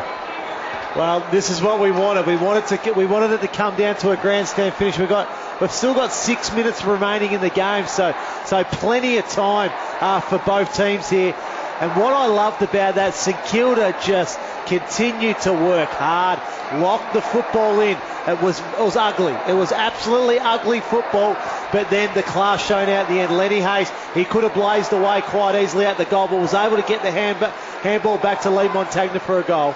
Finishing all over them, the Saints. Tap down. Important breakaway for O'Keefe. Spins out of tackles. Grubbers it along the turf inside 50. Reid putting the body on the line. Gilbert with him. Stanley helps him out for the Saints. Not a great tackle laid by Jetta, but he knocks him off it. Inside 50. McGlynn runs onto it. Sockers it off the ground. Close to the boundary. They want it out of bounds to the Swans, and Mighty Mouse delivers. 15 around from their attacking goal at the northern end. I tell you what, guys, there's no doubt that Wellington's adopted the Saints. They went up when that last goal went through. 73 plays 63. Sydney have conceded the last 3 goals. It's even their attacking zone though. Hayes can't take it. Ross is there. Been okay in the last quarter, the youngster. Hand pass to McAvoy for the Saints, but hits the chest of Richards on the wing. Brings it back inside attacking 50 for the Swans. Big pack. No one can take the mark. Dempster was in the chop up there for the Saints. Gilbert can't grab it. Saunders has given them some run now. Handballs to Geary around the outer wing. Kicks quickly. Kazitsky marks and Kilda down by 10 points. Kicks inside 50. Waiting at the back. Montagna has become a star. Armstrong arrives now. Hard on the boundary. Swings on the right. Levi with a target. No, won't get there. Grundy marks again. Handballs to Jetta. The Swans dodge another bullet. They lead by 10 points, but the Saints, gee, they're coming. And Montagna had a man with a short pass inboard, went for the longer option, and it's come unstuck as O'Keefe from centre half back kicked Sydney to the outer wing. Mark is taken by Kennedy, just defensive side of the wing. He blasts it with a driving right foot drop punt. There's a whistle on play. Kennedy got dumped after he kicked it by Kazitsky. Just so silly. So silly by Kazitsky there. Why does he need to do that? So the ball all the way upfield, and a Sydney free kick for Jude Bolton on attack. Or was it Bolton? No, it's Goods who's going to take it. I'm just watching the replay. Oh, that was just so lazy and undisciplined from Justin Kazitsky. And, you know, we're talking about a guy that's got more than a decade of senior football experience. Nonetheless, Goods from 55 out doesn't go for goal. His chip to the top of the goal square is marked by McAvoy of St Kilda. Nothing kick. Well, nothing in the end. Yeah. So McAvoy on the last line for the Saints, who trail by 10 points at the 23-minute mark. Plays on, gets pulled off his kick slightly at the end. No mark taken though for the Swans. Loose ball comes out to Robertons on his own. He gathers just behind the wing. On the western side, good shepherding by Stanley allows him through, then he gets held up and he turns it over with a horror. Matner's in front. He should have driven it long. He looked like he was clear. Then he got caught up. He got caught in two minds and tried a little foot pass, a one-on-one with Armitage, and Matner chips in, gets the free kick, kicks down the line for the Swans, close to the boundary, their best friend at the moment. Mumford climbing in from behind, finds the boundary between wing and half forward. Sydney haven't scored for a while. They need a goal here to put it beyond doubt. Not since Kilda kicked the last 3. Not since the 4-minute mark, Dan. So that's 20 minutes without a score for the Swans. The ball thrown in, attacking side of the wing for Sydney. Bird's underneath it to slap it on his boot inside 50. And it's ricocheted off the boot of Dempster over the line on the bounce, and a throw in the left forward pocket for the Swans. Yes, the Saints 3-1 unanswered since the 4-minute mark to turn a 29-point deficit into a 10-point deficit. The ball bobbling around in Sydney's attacking zone. Goods had half a chance, couldn't pick it up. Stevens had his ball pinched, and it's now over the line as Bolton sees it over. And the attendance has been semaphored, 22,546 22,546 to see the first ever AFL Premiership game on foreign soil here in Wellington. Throw in at left half forward for Sydney. Saints need the next goal. The timepiece is their enemy as much as the scoreboard now. Bobbling ball ends up with Nick Smith for Sydney. 60 out, he slaps it on his boot under pressure to the goal mouth. Good work there from Dempster against his old teammate in O'Keefe. Dempster gives to Fisher. Fisher's tackled close to the behind post. Diving in is Hanbury to ensure it's locked up. Is it going to come out? Yes, it does. And then I think off the boot of Jetta. Out on the full? No, it was over before that. Throw in the left forward pocket for Sydney. So 10 points the margin. One more from the Swans should do it. Nearly 26 minutes gone. They're right into attack. Two-handing it down Mumford. Hanbury can't track it cleanly. Mumford puts the body on the line to ensure the ball goes nowhere. Del Santo, he was upended front on. Then he goes to ground. He's a tough nut, Nick Del Santo. Playing his 60th game in the row. He gets up a bit shaken and stirred. 60 consecutive games and he looks okay now. And there'll be a ball up, 15 out from the Swans goal. 10-13, 73 to 9-9, 63. Third man up is McAvoy. Free kick, it's a Shepherd. Free kick, this will decide the game, you'd think. Worst way to decide the game. And it'll go to Mumford from the ruck infringement. He's 30 out, he can, you'd think, put it beyond doubt. What do we think? Oh, gee. Well, if it's there, it's there. I haven't seen a replay. Just such a after big such penalty. tight footy, that's the disappointing, Rammer. It's just been so tough and tight, and something technical like that breaks it open. Gifts a sixer. People are starting to leave even before he's had the shot at goal, Mumford. They're footy savvy, these New Zealanders. They thought Big Shane could kick the goal, and he does from point blank range. And you think Sydney are right now, 11-13, 79. They've suffered a fright though. The Saints 9-9-63. 27 gone, final quarter on Grandstand AFL at Wellington. Look, we've seen so many third man up in the contest tonight, in the ruck contest. And then to pluck one out so late in the game, as the umpire has then, a very tough call and a very big penalty there for the Saints. If they're there, they've got to give it, haven't they, Rammer? But just against the grain of the nature of the football that we've been seeing. 9 goal kickers, 2 boys for the Swans tonight. Sydney by 16. Centre bounce. Armitage, though, with the clearance for St Kilda. Whacks it on his boot towards attacking 50. Ramp with a punch at the contest. It falls, though, for Jones of St Kilda. Hands to Montagna. Montagna's kick wide for the pocket, looking for Kazitsky. Just can't get there. And then it ricochets off the ground and into his chin, I think, and over the line on the outer side. And a throw in the left forward pocket for the Saints. Question without notice, Rammer. He did 4 games for 200. Does he deserve to get there? There are no sentiments in the game. Not on tonight's form, Dan, unfortunately. Throw in the pocket for the Saints. Robertson's tried hard. He slaps the ball around his body towards the goal mouth. McVeigh was there. Jones was close to him. It's toe poked towards defensive 50 for Sydney. Picked up by Goods, who quickly threw it on his boot. The ball rolling to the wing. Getting back there is Geary. He's tackled by Reid. McLean only needed to pick it up, and he had a free run at goal, but he couldn't pick it up. And Ross is back there for the Saints to pick it up. And he gives a hand pass to Dempster. Dempster's kick back to the outer wing. Straight though to McVeigh of Sydney, who hand passes to Kennedy. Kennedy from the wing puts Sydney back into attack. Goods flies the pack. Almost takes the mark. The 2-time Brownlow medalist kicks the ball around his body, but no one there except for Sam Fisher for the Saints, who takes the mark. Saints defence has held up all right tonight. Revolt still working hard, marking at half back, kicks down the wing, or Richards backing into a pack, nearly took a great mark, but covered well at ground level. Handballs to Smith, forces a hand pass out to Jack, steps around to tackle, pops a kick over the top, and Parker, who's been superb, front edge centre square, takes the mark, right half forward. He's got a player on his own on the outer side. It's Jett of the sub, came on for Everett, and he marks further right half forward. So they lead 11-13, 79 to 9-9, 63. Kicks to the teeth of goal. Up goes Jude Bolton. Can't mark it. Spills to the back. Goods is there. Pushed himself forward, hoping Sam Fisher may have just given him a slight shove. Ball goes with him out of bounds beside the behind post at the northern end. John Lombard knows the siren's about to sound. He stands up in the coach's box. Tap down Mumford. Missed by Goods, overrun by Hanbury. Siren! Sydney create history in the first match for premiership points in New Zealand. Crowd appreciate it. They've won by 16 points.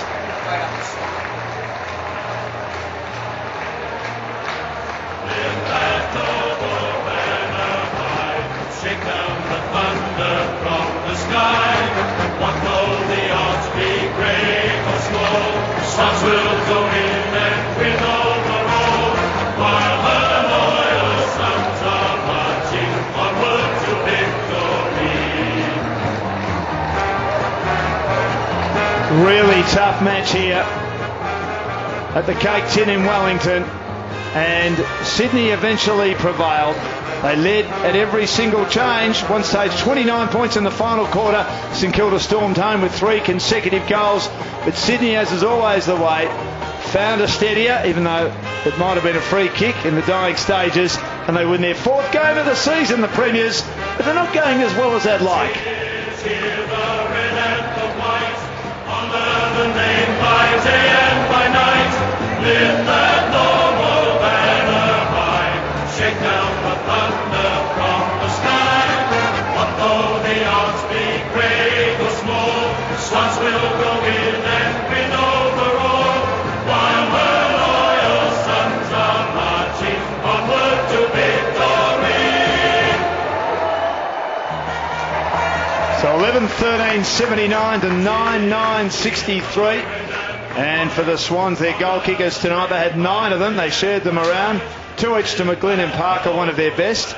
Individuals to McVeigh, Kennedy, Jack, Bolton, Goods, and also Mumford. Terrific effort by the Sydney Swans. St Kilda, their goal kickers tonight.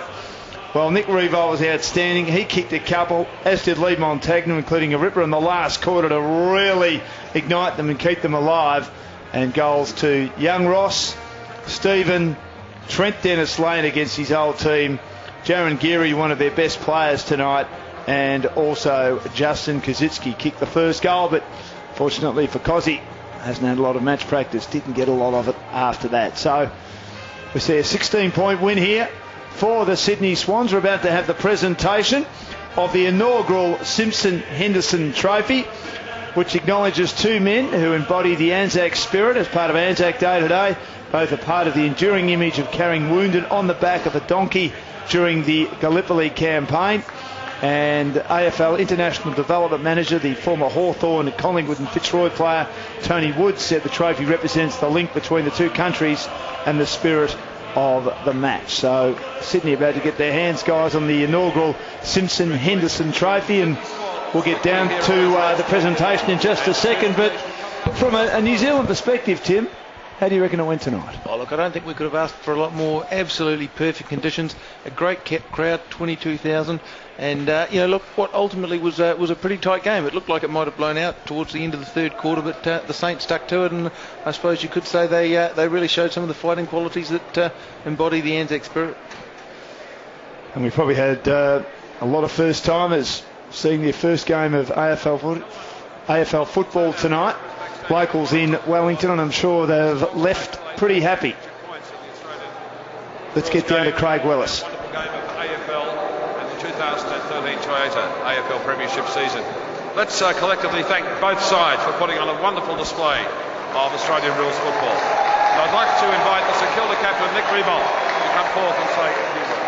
And unfortunately our news radio audience is going to leave shortly, so if you cut off mid-roo, our apologies, but let's hear from Nick Revolt. Firstly, thank you to the magnificent crowd that turned out tonight.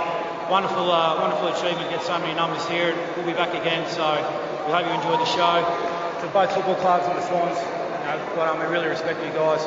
And to all the service men and women from Australia and New Zealand, past and present, we thank you for your service. It was a real honour to come out and represent you on this wonderful occasion. So thank you very much.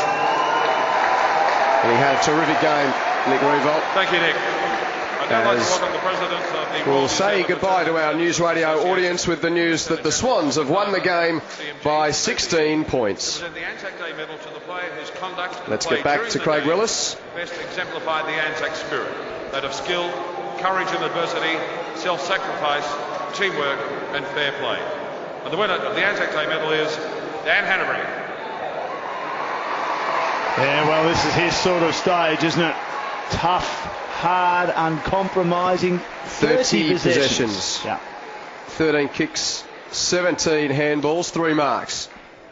Very good player now. First, I'd like to thank St Kilda. We respect the way you guys go about it. You've been a super side for a number of years. It's a tough battle tonight. Good luck for the rest of the year.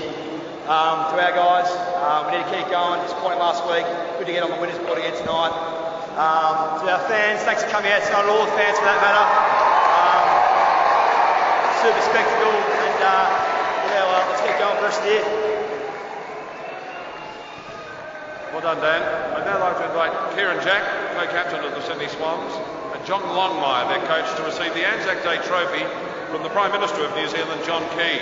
This is a perpetual trophy provided by the RSA in dedication to the memory of those who served in times before.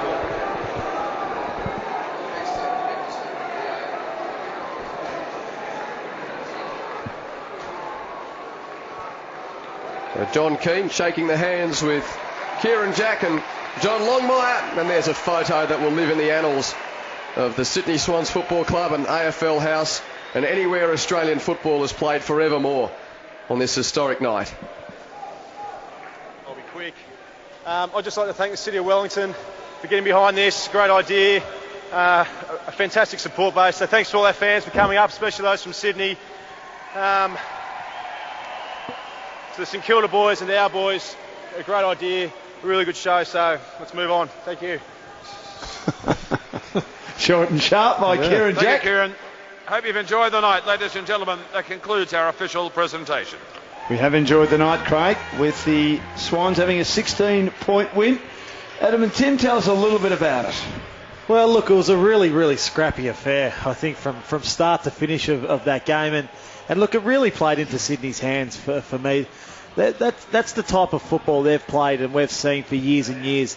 That's finals type pressure, the way that game's played. In tight, close, hard, lots of tackles, lots of scrappy kicks, pushing the ball forward, really digging in, really having to work hard for their goals.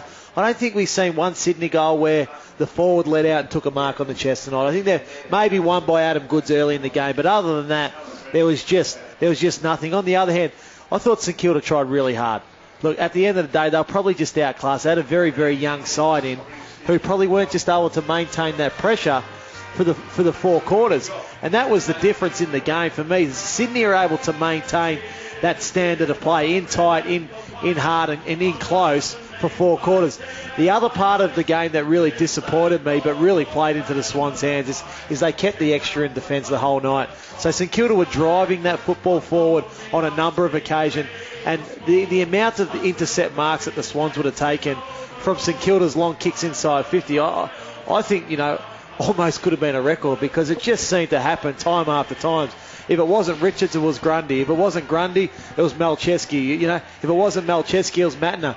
Their discipline in keeping their back six together for the entire game, I think, is what won the game for them. Because when we seen St Kilda in that last quarter stick the numbers forward and hold their forward structure, they were able to score. Because what was happening then on the flip side, Sydney were committing so many numbers back inside their defensive 50. They were kicking out. It was going straight to the St Kilda players, and they were pumping it back inside 50. But look, all in all, a terrific spectacle tonight, I think, for the people of Wellington, and the first game on foreign soil for 4 points. And I think, what a spectacle, what a place to play at. The ground, the atmosphere here tonight was terrific. The two clubs played in absolute great Anzac spirit, I feel. Hard, tough and uncompromising, and I'm just very, very privileged to have been here tonight. And Ramo, we came here tonight probably focusing on the theatre of it all, but the big football story was, Scott Watter said it himself, can we stay relevant? 1-4 now, St Kilda, with Collingwood next week, Carlton the following, and then a trip to Adelaide, and that's the next 3 weeks. It could be 1-7, quite simply, and so And look, St Kilda, they need to find some new players. They need to unearth some of these young guys. They need to just give them plenty of games. Nick Revolt, absolute sensational tonight. You know, he would have taken 12 or so marks, had 25 odd possessions. He was terrific, kicked the 2 goals. Lenny Hayes and Josh Kennedy had a terrific battle, I thought, in there. Clint Jones, I thought Jared McVeigh probably just edged him in the end. It's tight, wasn't just it? edged him, yeah. It was a really good battle. It was a great battle. Look, Dan Hanbury was terrific for the Swans. Obviously, Luke Parker had a terrific game also for the Swans, but it's a tough one for the Saints, I think, at the moment. What do they do? Do they continue to go down the path with, you know, obviously you're going to see Revolt, Hayes, you know, Fisher, Montagna, all those older guys, Del Santo continue to play, but the question marks now. There was one, that was the one name that look, first week in, it's always hard at the start of a season, but you mentioned it a couple of times tonight. He just doesn't have the tank to be able to play the role required. I thought they really missed Stevie Milne tonight. Stevie Milne's, you know, he's had obviously a sensational career for the Saints. Well, he's been the bane in the side of the Saints, of the Swans. These two teams have actually played some really close footy. They have, yeah. 5-5 in their last 10 coming in tonight. And last year, when the Saints won in round 9, Milne kicked 3. And even when Sydney won the game, excuse me, by 29 points in round 17, Milne kicked 5 that night. Well, they just lacked that spark up forward, I think, when that football went. Saad tried hard, but I thought Nick Smith kept him under control the whole night. So it's a crossroad for the Saints now. I think the problem for the Saints, and we talked about it at the time, is, you know, if Nick Rewald's taking kick-ins, he's marking it across the half-back line. There's just absolutely no second target. And, you know, Cozzy, we mentioned him a couple of times in the first quarter, and I think we didn't mention him again until he gave away a silly free kick, and that's just a sign of a very experienced player getting frustrated. He knows he hasn't had any of the footy, and, you know, you give away a silly free kick like that, there's just no target for them if Rewald's having to work so far up the ground to get a touch. The problem with the Saints, they don't have many key position players that are actually coming on at the moment. They've got Reece Stanley, who, by the looks of things, they want to try to settle down as a key defender, which is fine. But then you flip it over forward, there's not much other than Nick Revolt, is there? And that's a real issue. You know, it's been Milne and Revolt that have kicked the majority of their goals for obviously the majority of their careers, and they need to find someone else. Look, Saab was okay last year in chipping in with goals, but they need to find someone else. They need to unearth someone. They need to unearth a youngster that can play forward, that can kick goals. I thought Brody Murdoch done some really nice things in his first game today. You know, played half forward, took a couple of nice marks early, was able to get into play. Nathan Wright off half-back looks like he can play. Seb Ross looks like he can play. I think you just got to continue to pump games into these young kids now. Give them the experience, because, you know, in the Ross Lyon era at St Kilda, they were at the top of the ladder, so there was never many changes within the side. There was never, you know, much unearthing of new talent. So, you know, now's the time. You know, unfortunately, they could be 1-7, the Saints, as I said earlier, but they've got to keep persisting with these young players now, giving them the game time. Jack Stephen, David Armitage, these guys are still young. They're still the better side of 25. They're only 22 and 23, Stephen and Armitage, so they've got plenty of time. Big Benny McAvoy in the ruck's going to be a really, really good player in another couple of years' time. So a lot of questions and probably not enough answers for the Saints supporters at the moment. If you've just tuned in, the final score on this historic night in Wellington, Sydney 16-point victors over St Kilda, the Swans 11-13-79 to the Saints 9-9-63. So the Saints did win that final term after Sydney took a 25-point lead into the last quarter. The Saints kicking 3 to Sydney's 2 neat in the last term, but the last goal of the game kicked by Shane Mumford to allay any fears for the Swans. And also earlier today, if you've been out enjoying Anzac Day and didn't get the final score from the MCG, Essendon 46-point victors over Collingwood, 18-13, 121 to Collingwood's 10-15, 75. David Saharakis, 34 possessions, 4 goals, and he won the Anzac medal. Look, Tim, you might be able to just tell us a little bit about the AFL scene here in Wellington today. Rama, I think our listeners would like the experience that we had. We got in from the flight and it's like, okay, where can we go to try and take in some of the MCG game before we go and call the game tonight? And it was quite a good, it was easy, good vibe around town. You see AFL on footies on tellies in pubs and so forth around Wellington and New Zealand generally. Yeah, the great thing today was that we had both of those games going live around New Zealand with Sky Sports. Do they usually have? No, we don't get any live footy. Because we get it delayed. The Wellington game today, they beamed in the Essendon Collingwood game. Yeah, and we get the live finals. Yep. But unfortunately, we just get delayed coverage, and I think that's one of the things the AFL are working very hard on to make sure that we can get some live coverage of those matches, because we all know that it's a fantastic product. No one will have left here from Wellington tonight having been disappointed by the spectacle.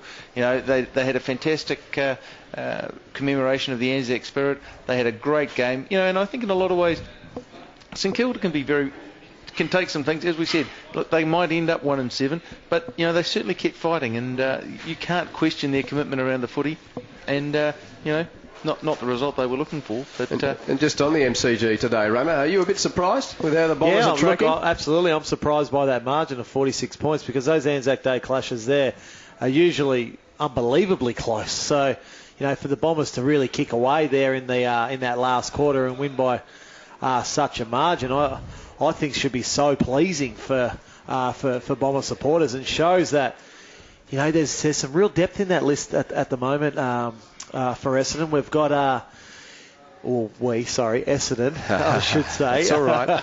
It's all right. No Fletcher, no Hurley, and no Ryder today. So a terrific result there by Essendon, and you say it, but are they a sneaky chance? I still think Sydney... Well, should we name your colleague who's working for another station who's also a former Bomber man who dare talk about the window being open? Well, no, let's out him, I think. It's Mark McVeigh. He's saying Essendon's window is clearly open. I still think that they're probably the next run under the Swans, Hawthorn and Geelong. I think they're the three sides that at the moment I see just playing terrific football. Essendon...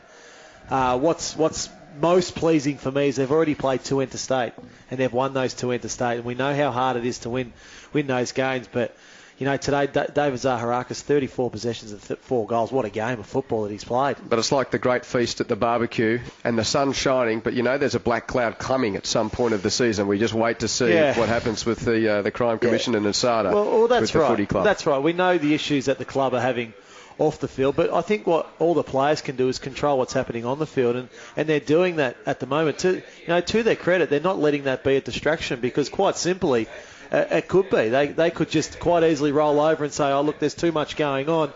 This is all too hard. We'll turn it up. But to their credit, it's galvanised them. I think it's really galvanised them as a playing group, as a coaching group, and the results are showing. You can actually see the care for each other that I haven't seen for a long time in an Essendon team. They generally want to play for each other. They want to play for their coach, and they want to play for their supporters. And at the moment, they're getting the results. And how often do we see that when a club in any sporting code is confronted by a bit of adversity? It really has such a galvanising influence. It does. The players come together. It's a bit of them and us mentality. They circle the wagons, and they're 5 on the trot. And there's no better example than the Sydney Swans. I think the way they have gone about their football pretty much for the past decade. They've barely missed a final series. They win the grand final last year. It's an us against them mentality where they are stuck in Sydney in a rugby league dominated town. But they're which has its advantages, it must be said, having spent a lot of time north of the Murray covering the footy in Sydney and Brisbane, and you can see at times it's just been, the clubs don't have to. No. It's not like Richmond win a game and suddenly, they're going to finally make the finals. Whereas what point of the season was it last year that we thought Sydney might be a real premiership threat? Well, late July, early August. Can I pump up my own tyres? Yeah. I picked Sydney to win the premiership in round 5 last year. Okay. Anzac Day last year. I just like the way they were playing. But what I'm saying is their culture's famous, and that's what every other club aspires to be like in terms of their off-field and how they're just such a close-knit playing group. They're such a close-knit coaching group. They're such a close-knit football club, and I think that's what every other club aspires to be like. So, that's where that separates the haves and the have-nots, in my opinion. That solidarity off the field, the solidarity when you see it on the field, when the heat's really on, like tonight when the heat was really on, you just expected someone to do something for Sydney, and we've seen it on a number of occasions. Dan Hanbury backs back into a pack. Teddy Richards backs back into a pack. Ryan O'Keefe at a stoppage just thought, I'm just going to get this. That's right. Just runs through the pack, and even though he didn't really make a telling stat, he just got it rolling towards half forward. And how many times do we see the Sydney backline working really, really hard to get the ball? They get their hands on it, and who's there for the kick? Goodsy. You've got champions like that, and they just step up when they need to. Just the discipline, and I said this, but the discipline of the way Sydney are able to play their game. They play such an unselfish style of football. Quite simply, those 6 defenders could have easily moved up the ground and gone chasing kicks tonight, but they held their structure all night, and so many of St Kilda's forward thrusts, they'll just able to take uncontested marks, take the football out the other side, and off they go. Or it was, Drew Bolton's head at the bottom of the pack, or Josh Kennedy's head at the bottom, and Dan Hanbury, who was sensational tonight and won the medal. The amount of times that he plays out on a wing here, but he's just at the coalface constantly, the way he goes about his football. So just a super football club. And look, they've still got a huge window open, and I'm talking a couple of years here, because their players aren't old at all. Adam Goods still looks like he's a sprightly 27, 28-year-old. Drew Bolton's kicked 10 goals and almost leading the goal kicking for the club. Their captain, Jared McVeigh, he's got better again.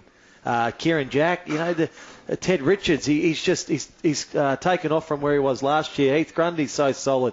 Mel Chesky, Lewis Jetta's the problem at the moment. He's the one spark player. At the moment, he's lacking that. We've seen a couple of glimpses tonight when he came on in that last quarter, but they need more out of him. They need more, because we've seen last year there was that one passage of play on the wing where he burnt off Cyril Rioli, and that sparked the Swans, I thought, in that grand final. And, of course, there is Kurt Tippett to come in, which is a whole nother story. Yeah, well, Sam Reid's struggling immensely at the moment, as we've seen. He's dropping marks just straight through their hands. So they're lacking the target up there. Adam Goods, he probably should be playing as your third tall forward because of how athletic he is. So I think when you see Kurt Tippett come into this side, that just adds a whole nother dimension to him again.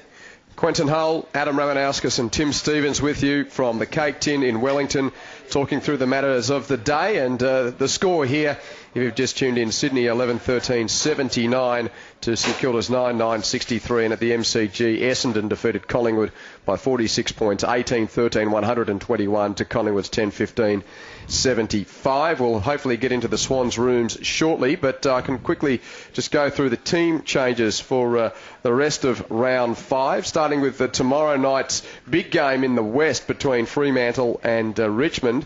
And the Dockers with 3 changes there, welcoming back McFarlane and Ibbotson. And Hanneth is a new player into the team for the Dockers, while the men out, Subin, Sutcliffe and Smith. While for the Tigers, White, Batchelor, Helbig and Vlastuin come into the team. Tuck out, rested apparently. Chaplin injured, Morris and Conker out of the team as well. So some key changes there ahead of tomorrow night's game. Manuka Oval hosts Greater Western Sydney and Gold Coast on Saturday afternoon, and a big number of changes for the Giants. Thornton into the team for the Giants. It'll be interesting to see if he has an effect. Thornton, Smith, Tomlinson, Plowman and Williams in, with Gillum, Miles, Townsend, Sumner and Frost all omitted from the Giants team to take on the Gold Coast, who welcome back a couple of key players. Danny Stanley and Trent McKenzie, having played a bit of twos footy, back in. So too Big Lynch, with Warnock out injured, Wilkinson injured, so there's 2 key defenders out for the Suns, and Russell out of the team as well. I'm assuming that's omitted, so that's an interesting move there. The Blues take on the Crows, And Eddie Betts is jaws back and okay to go. Yep. So Eddie is into the team with Aaron Joseph omitted for the Blues. That's just the one change for Carlton off the back of their win against West Coast last week. And for the Crows, Vincent Smith out of the team. Sorry, I've got that around the wrong way. Vincent Smith are into the team with Porplesia omitted and Crouch out injured. And we were just speaking when we saw these came through, Rammer. It continues Brenton Sanderson's, well, penchant's probably the wrong word, but he has no fear of dropping senior players with, of course, Graham Johncock having to fight his way into the team earlier in the year. And here's Jason Porplesia left out of this big game. Look, I think he's looking for the right mix at the moment. Brenton Sanderson really, they're not in great form, the Crows. I think let's be honest about it. They beat the Western Bulldogs over at football.